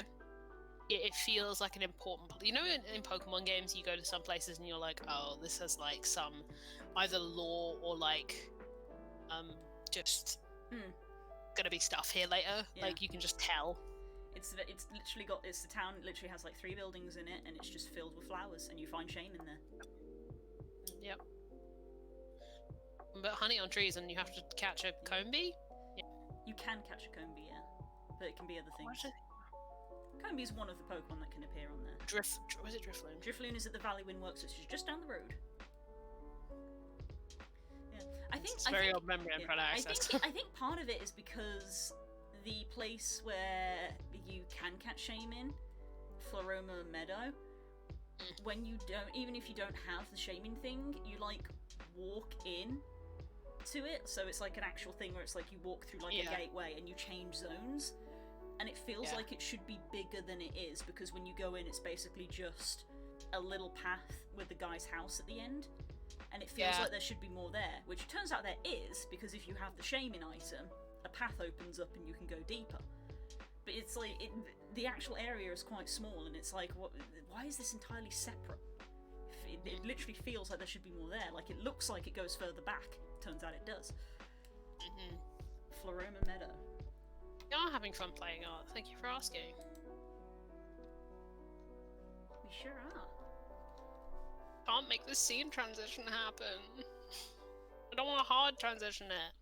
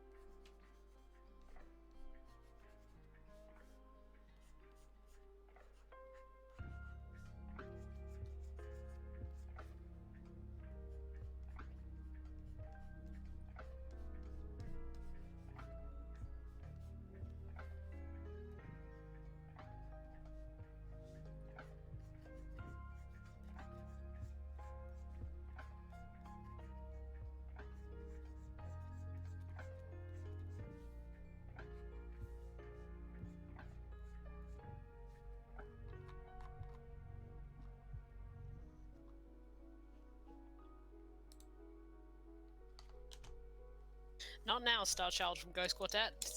I'm not thinking about you right now. Get out of here, Kika. Hello, did you mean Kika?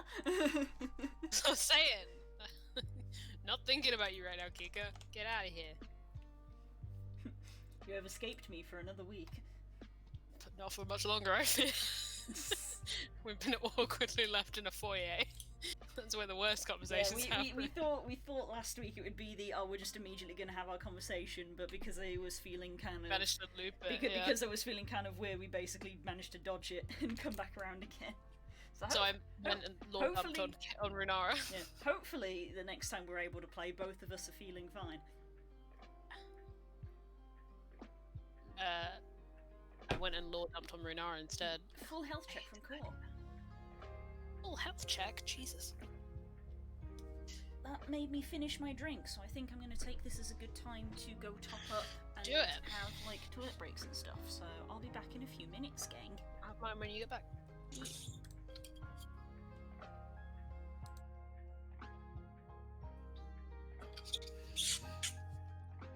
Said I didn't want to listen to that and then put nothing else on. That doesn't know how this works.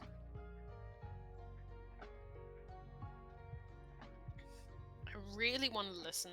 I was watching before stream the Jacob Geller video. I really like. I love all of his videos, but he did one on like horror game soundtracks, and like the kind of songs that they play in like save rooms in horror games. And now I just want to listen to that, only that. Also talked about Everybody's Gone to the Rapture, which I might have to listen to now. But the thing is, if I listen to Everybody's Gone to the Rapture, I might just weep.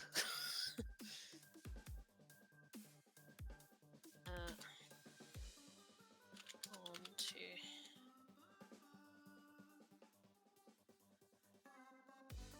I think basically anything Jessica Curry has made a soundtrack for.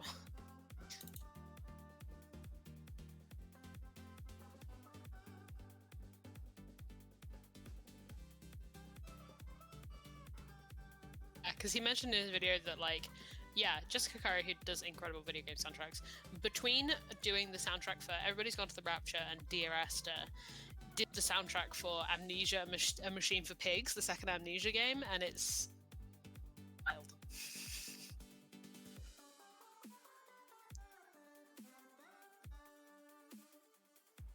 So I know what that is. Which part? I said so many things. Which part of what I said?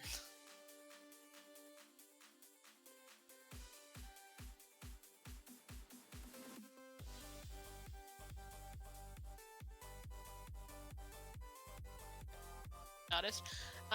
It's just like Jessica Curry is just someone who does video game soundtracks, but is just very good at it.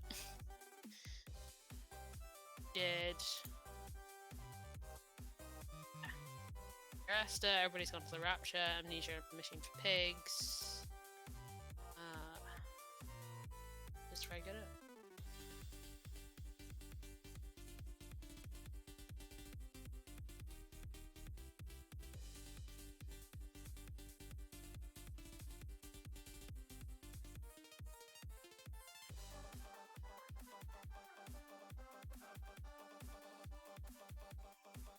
Recommend. I guess I'll link in chat.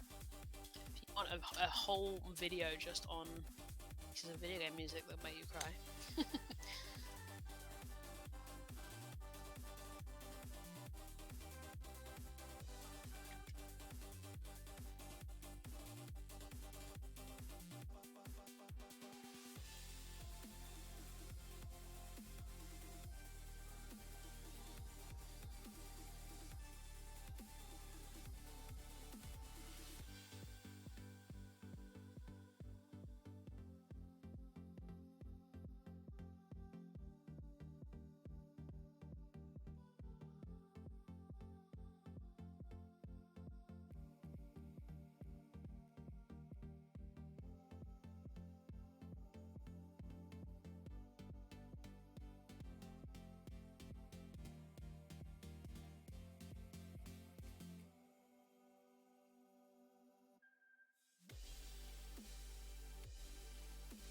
Hello! Hello, Stanji. We've just had a health check, but thank you for another one.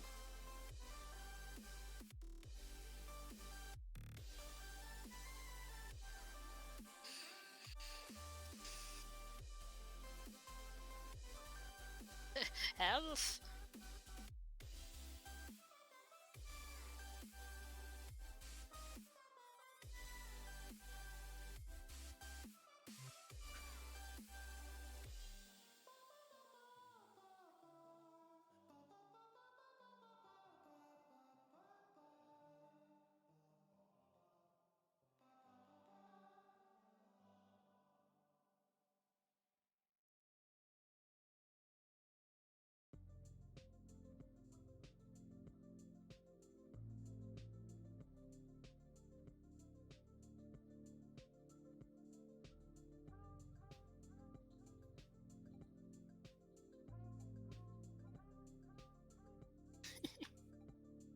Okay, to that poster.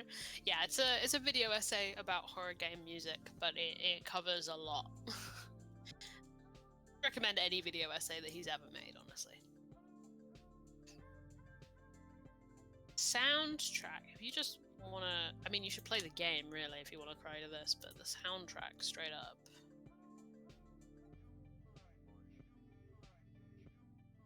out of here.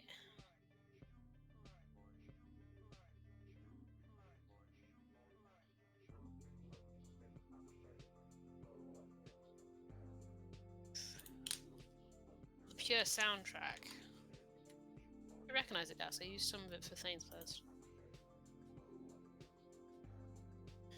But you should play Everybody's Gone to the Rapture if you really want to. I don't even know. How do you even pitch that game? I don't even know.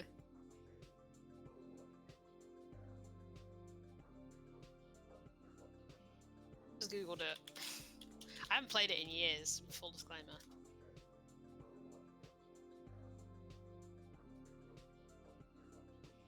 Sleep of Death. Yeah, you know.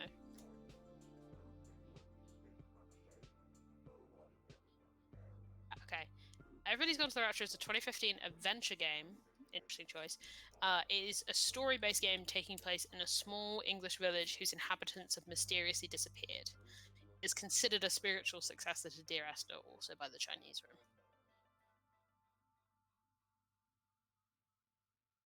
Very good. It's very emotional. Yeah, that's the right word.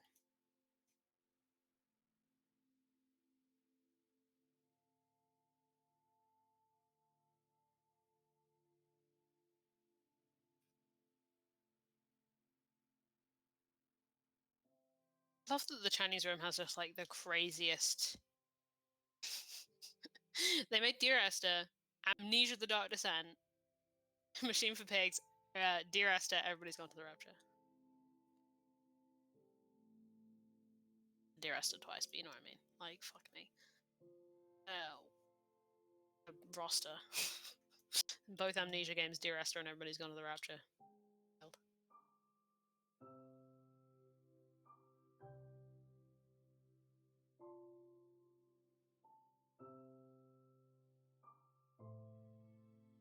Beating up Garuda from My Wondrous Tales. Hey.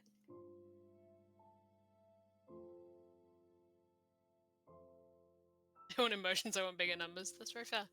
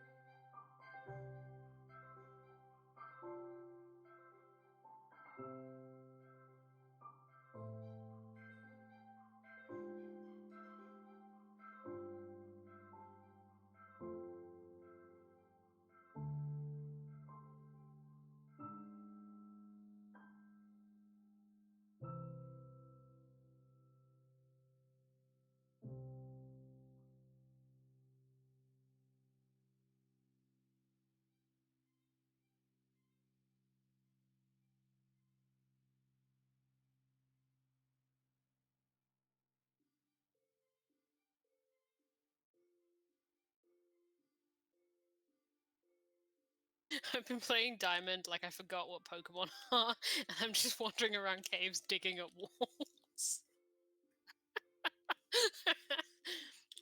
For that. 2 lines! Hey! Get the XP.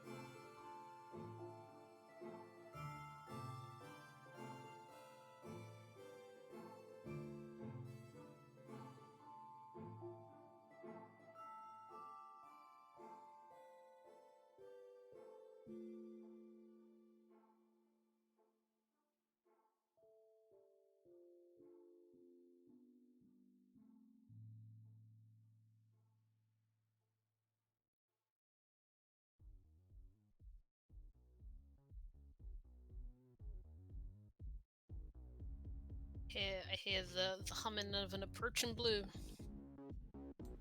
You sure do. Yes. Hello. You remember to unmute. I have. I have a cup of tea. Wonderful. Managed to do the scene transition. Hey, there we go. I knew you would. Oh god. Missed Stuff happened while I was extended away. conversation about video game soundtracks. Thanks. Fair.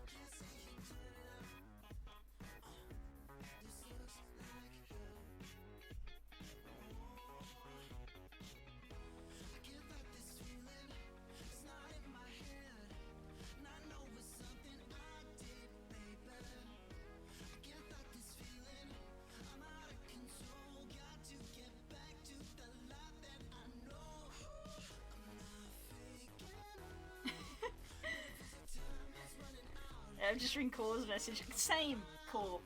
That's how I. Yeah, That's how I felt when I was playing. I was like, there is no Pokemon game anymore. There is just the underground. We become mole people. Underground, overground, one free.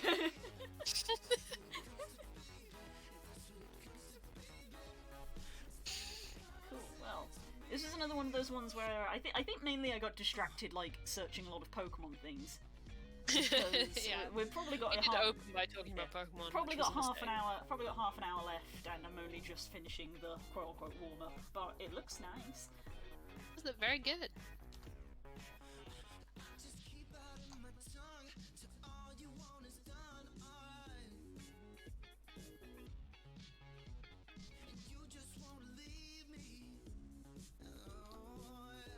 Good, I've gone on to the 9th page.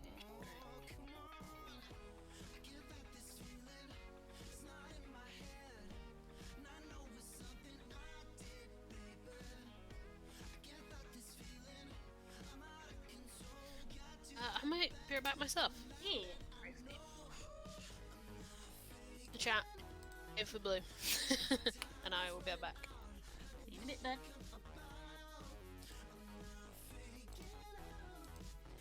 I'm afraid of losing you. Cute little Togetic. I'm quite happy with that one.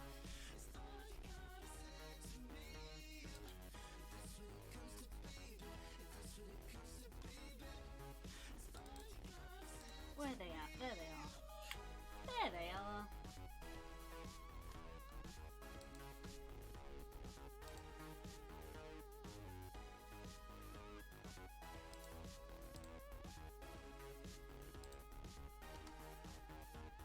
Ah, yes, my old enemy, Hands.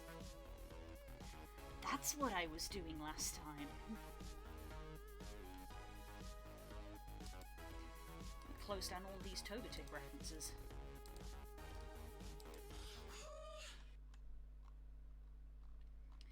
Cool. What is your team status at the moment, out of curiosity? As me and Das have talked about our team status a few times.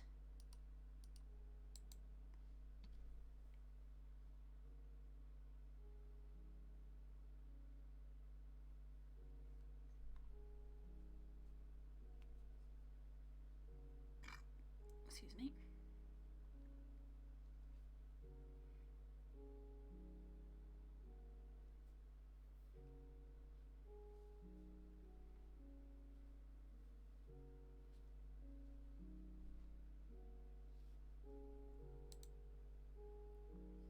Swinub? Where did you find a Swinub? Were they in the underground? That's like my go-to question now of like, if somebody has something weird, I'm like, was that in the underground? Because the underground just has like so many things in it. Like Piplup, Luxio, Jirachi, underground, cool. I'll have to tell Curls when she gets back, because she said she was considering having Mamoswine in her team, but was then like, oh no, I've got to be at like the 7th gym for that. But if you can get one in the underground, then having a Mamoswine might not be a bad idea. Do I want a Mamoswine? I don't know. I want a Leafeon. I want a Leafeon in my team, and I'm annoyed that I might not be able to get Eevee. Because when I was waiting for the kettle to boil, I was looking it up, and it was like, oh, it's at the Pokemon Mansion, but you might have to complete the national dex first. I'm like, god damn it. I wonder if there's anyone out there who's already beaten the game, and I can just be like, hey, can you trade me like an Eevee egg, and then I can have a Leafeon on my team?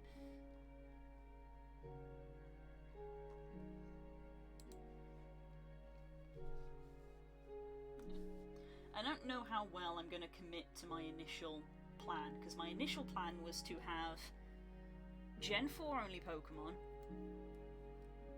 Pokemon that I'd not really used before, and generally also Pokemon I like, which is why I'm not having Magmortar, because I don't like Magmortar. And those three categories are actually kind of hard to meet all at once, because a lot of the Pokemon that I like I've obviously already used. So I've got Piplup, my starter, being the exception, who's now Primplup. I've got Murkrow, who's going to be Honchkrow, and I finally got my Togepi, who's going to be Togekiss. I have the Mew and the Jirachi, and I have a Pachirisu that's just kind of along for the ride. And I've said that Pachirisu may end up being a continual part of the team. And I don't know if I'm going to keep Mew and Jirachi because they don't meet the other prerequisites, but I don't know what to swap them with. And I'd like to have a Leafeon, but I don't think I'm going to get one.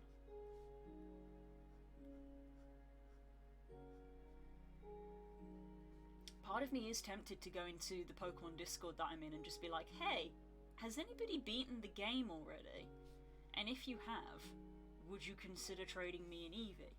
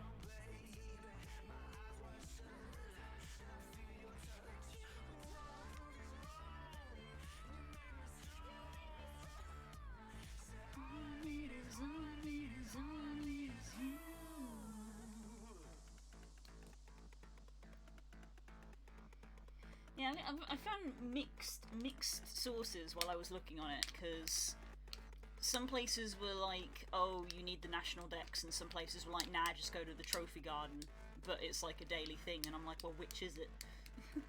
The game is too new, there's not there's conflicting sources at the moment.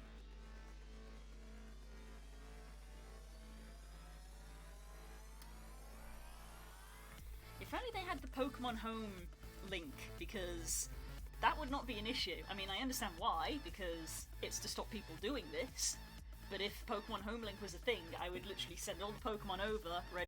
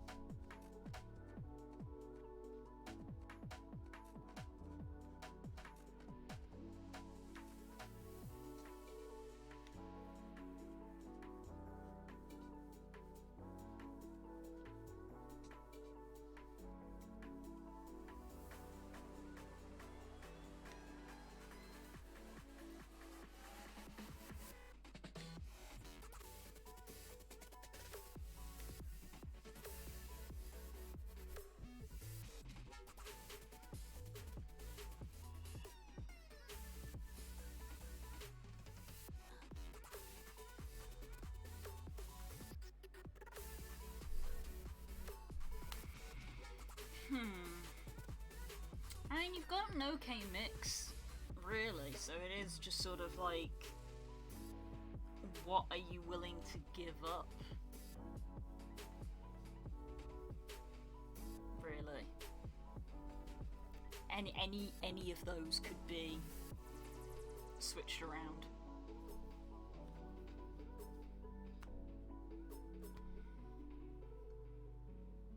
My gut is the Luxio in Sinnoh. Hello. Hello. My gut is to get rid of the Luxio because you have a Budu to cover water types, and you have a Geodude to cover flying types. So my gut is get rid of Luxio if you are desperate to have the Scyther.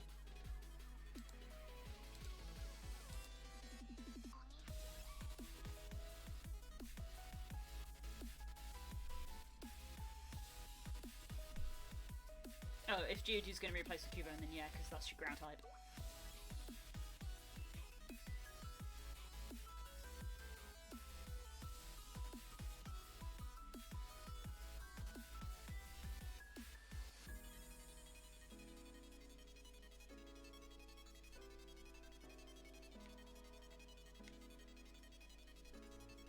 I ate some good pizza toast while I was gone.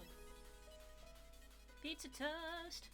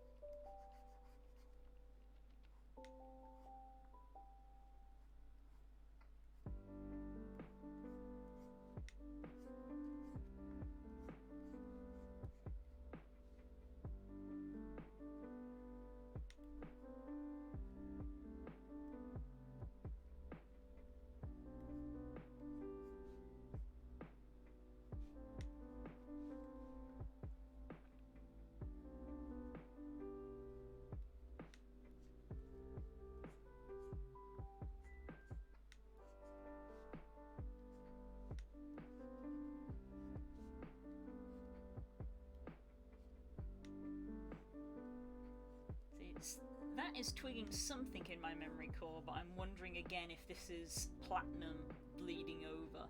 Because something that I'm realizing when I'm like googling stuff for Brilliant Diamond and Shining Pearl is that some people, in their haste to be like, we've got a guide for this brand new game, have just been taking stuff from like the previous versions, but they're blending Diamond and Pearl with Platinum sometimes. Because there are some guides that say, oh, Cynthia will give you a Togepi egg, and she doesn't. She doesn't in Brilliant Diamond, she does in Platinum. But I've seen with my own eyes that there are Brilliant Diamond guides out there where they're like, she'll give you an egg, and it's like, she doesn't.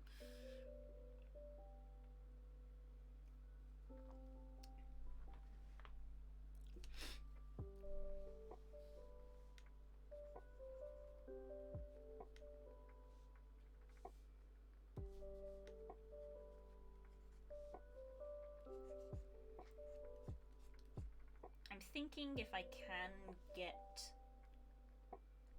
the Eevee, that's probably gonna be Jirachigon, because Mew just has infinite possibilities. It can learn anything.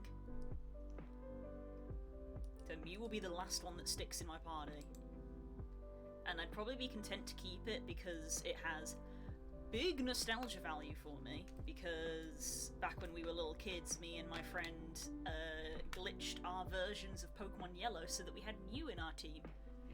And we both did Pokemon Yellow Mew playthroughs, and having a Mew in my party from the start of the game in this is giving me big nostalgia for that.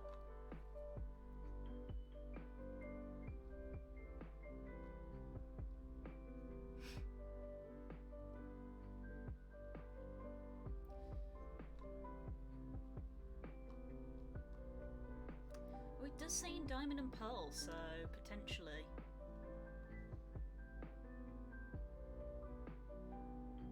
But look, it has an asterisk next to it, Core. You mouse over the asterisk, and what does that asterisk say after obtaining the National Dex? But it doesn't have that asterisk in the Platinum version. The only way you'll verify it is if you go there yourself.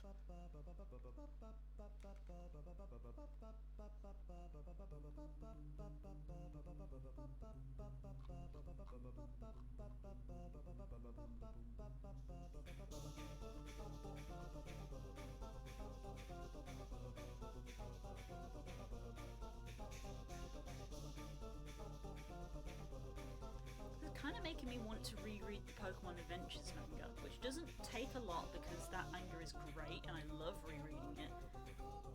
But I don't actually own the Diamond and Pearl versions of it.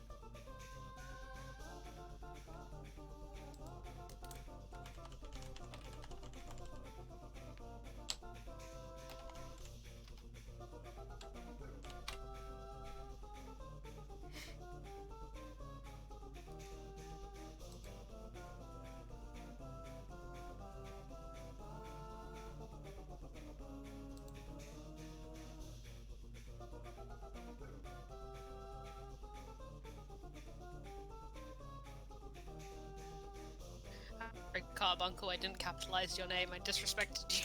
The disrespect. I didn't capitalize Carbuncle. I treated him just like anything else. I'm sorry, your name deserves to be capitalized. Look how they disrespected my boy.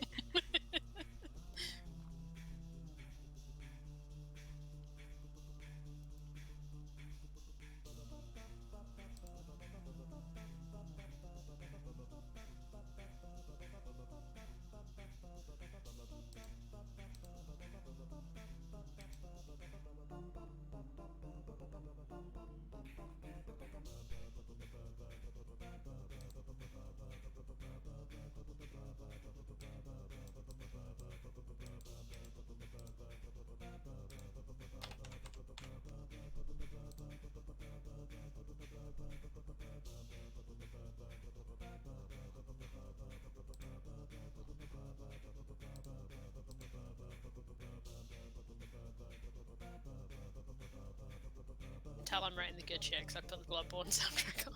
Oh.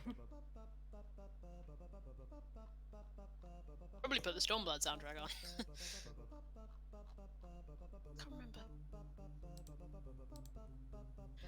believe in doing this like a play-by-play, but I do have the literal VOD of the quest open. Ah. I'm trying to remember how this goes.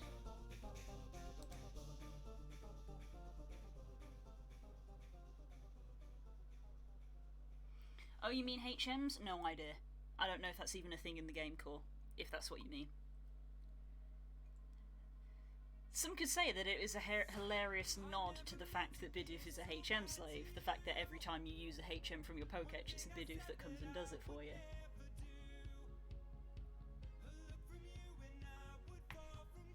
I think that's fucking brilliant, person. And it's a big barrel if you use Surf.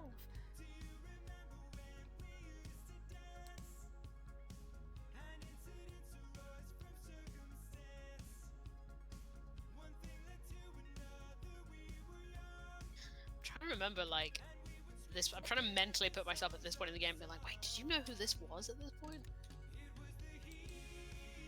Oh, right, yeah. After this.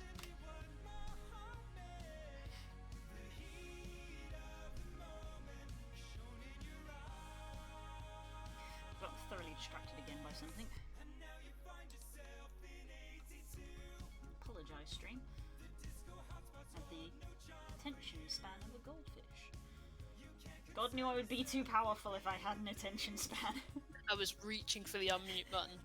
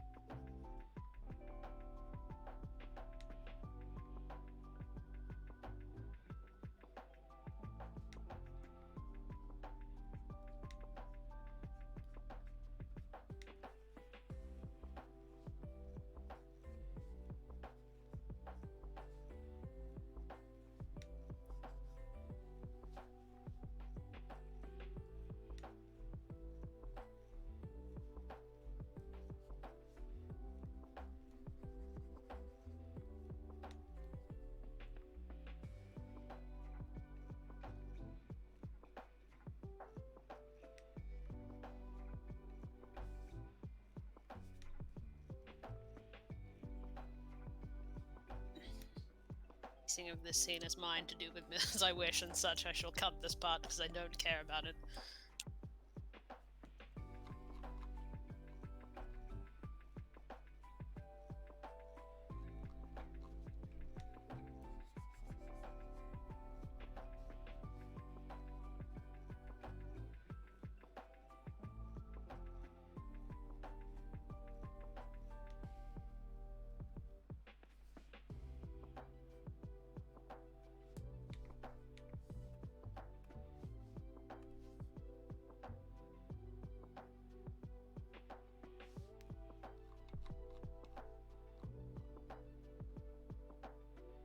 Is it a super particular thing with dragoons that it's a glaive, not a lance, or is it interchangeable? I've definitely been interchanging it, is what I'm saying. I mean, off the top of my head, the answer is I don't know, but my gut says that a dragoon who is not a dragoon is referred to as a lancer, so I feel like calling a dragoon's glaive a lance is probably not correct. Because they're called lancers before they get upgraded. Right. Find and replace. Yep. My best friend. Occurred to me as I was writing, I was like, I've been using these terms interchangeably, but something tells me that's not correct. Yeah. Where is find and replace on Google Docs? Hello? If you literally go like, if you literally do like Control F to find, it's then like in the options. It's Control H. Apparently. Find Lance. Lancey. Lance. It's with Dave.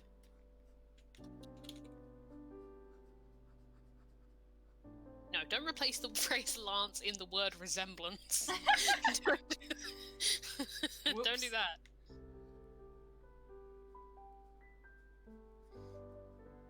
Hadn't done it as many times as I thought I had. Okay.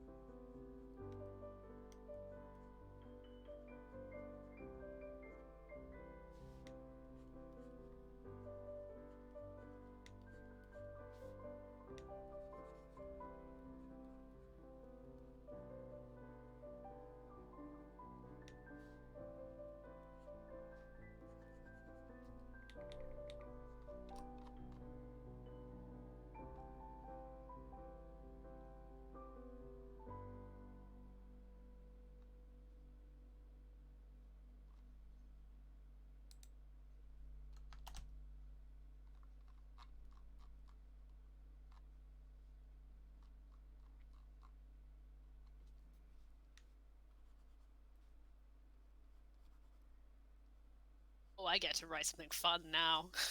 Okay.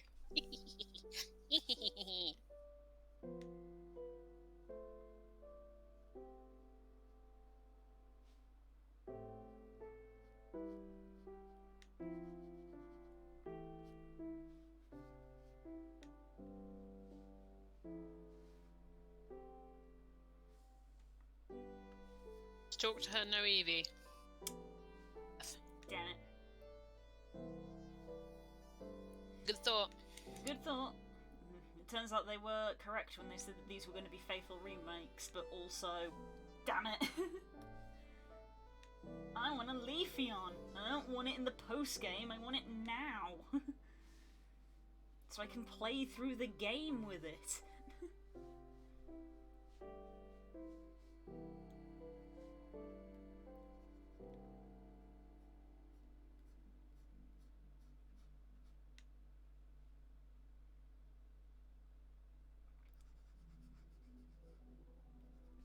Oh, I can't imagine cool.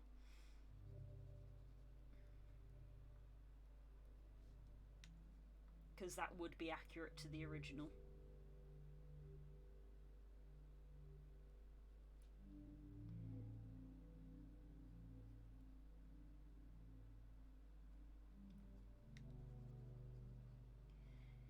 Teeth, teeth, teeth, teeth, teeth, teeth.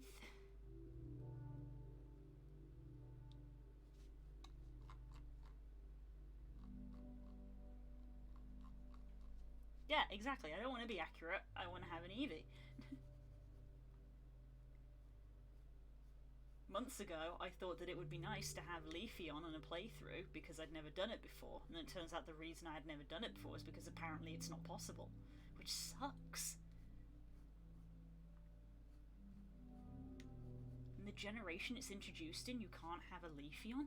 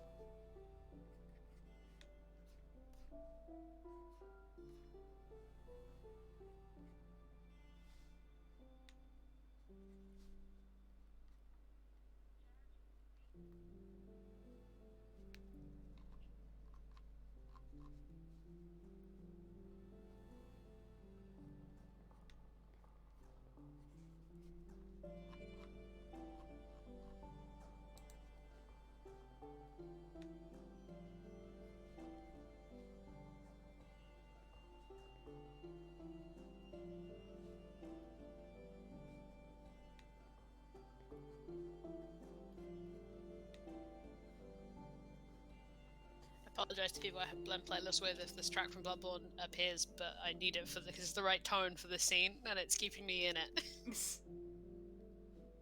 But it's also only like 30 seconds long, so it's looped quite a few times. That's valid.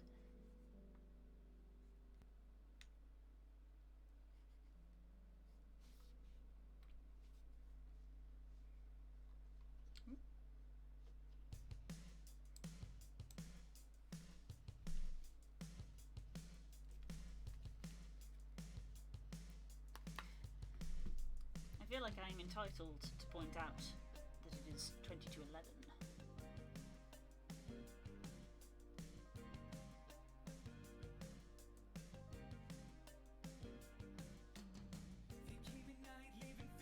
To see that spurred no reaction.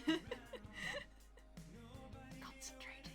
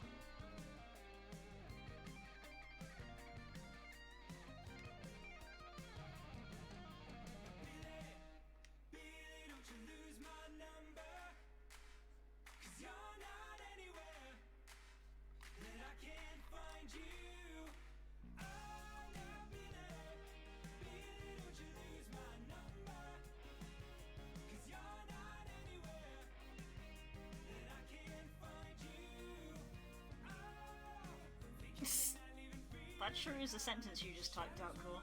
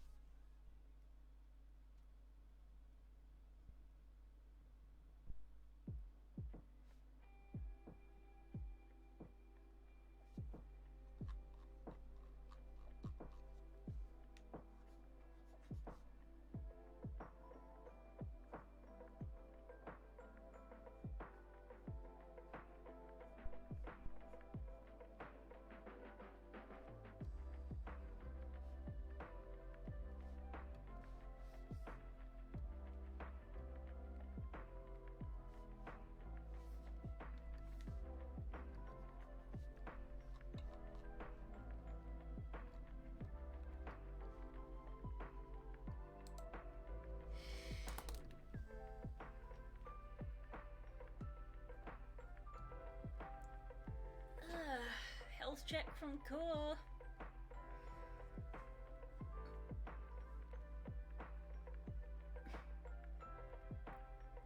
She's really in it, folks. Sorry, I don't know why I said that. Forgive me. Clearly we need to finish.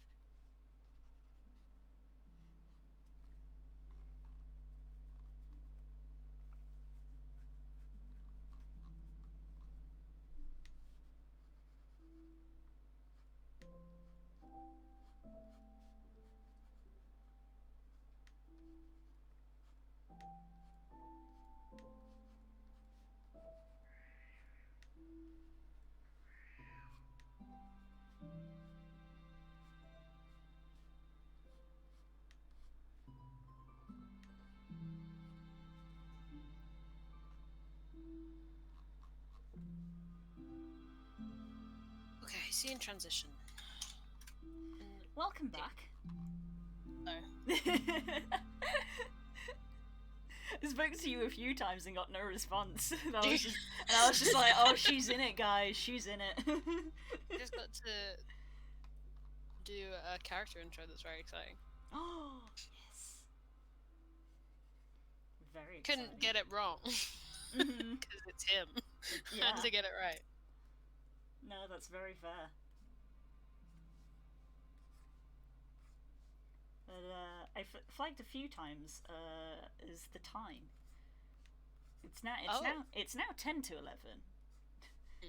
Flagged it a couple of When times that when it was 22. It flagged it when it was 22 and quarter to, and I got no response. That'll be why my back hurts. Yeah. We had a health check. And you didn't see that either. No, I was busy. So again, I said to the chat, I was like, nope, she's still gone. Had to get it right. That's fair, it's fair. It's valid, that's what everybody likes to say, isn't it? That's valid.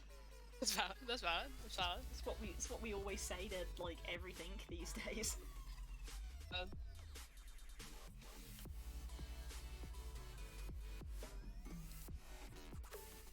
Well, a scene transition if you want to stop.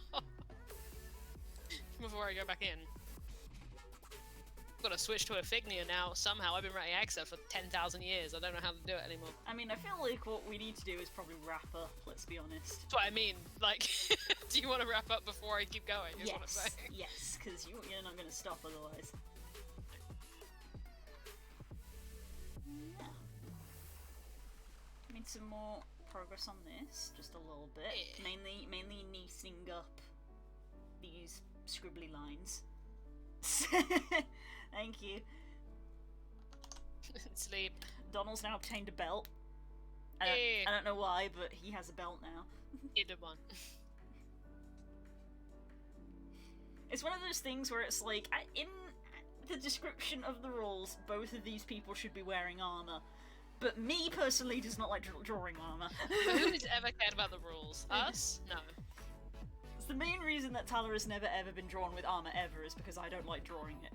But I do like drawing werewolves.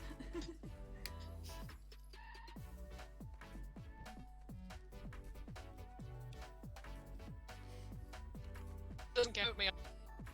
Hey, let's end the stream. yeah, I guess we should end the stream. Thanks, guys. We'll catch you next week, I guess. Yeah, no D&D anymore. I guess so this is the new piece. I guess I'm probably going to be chipping away at this for the next 3 months because I kind of like it. Cool. Yeah. Hey. Take care, everybody. No D&D this week, so we'll see you next week. Time next week. Bye bye. Bye.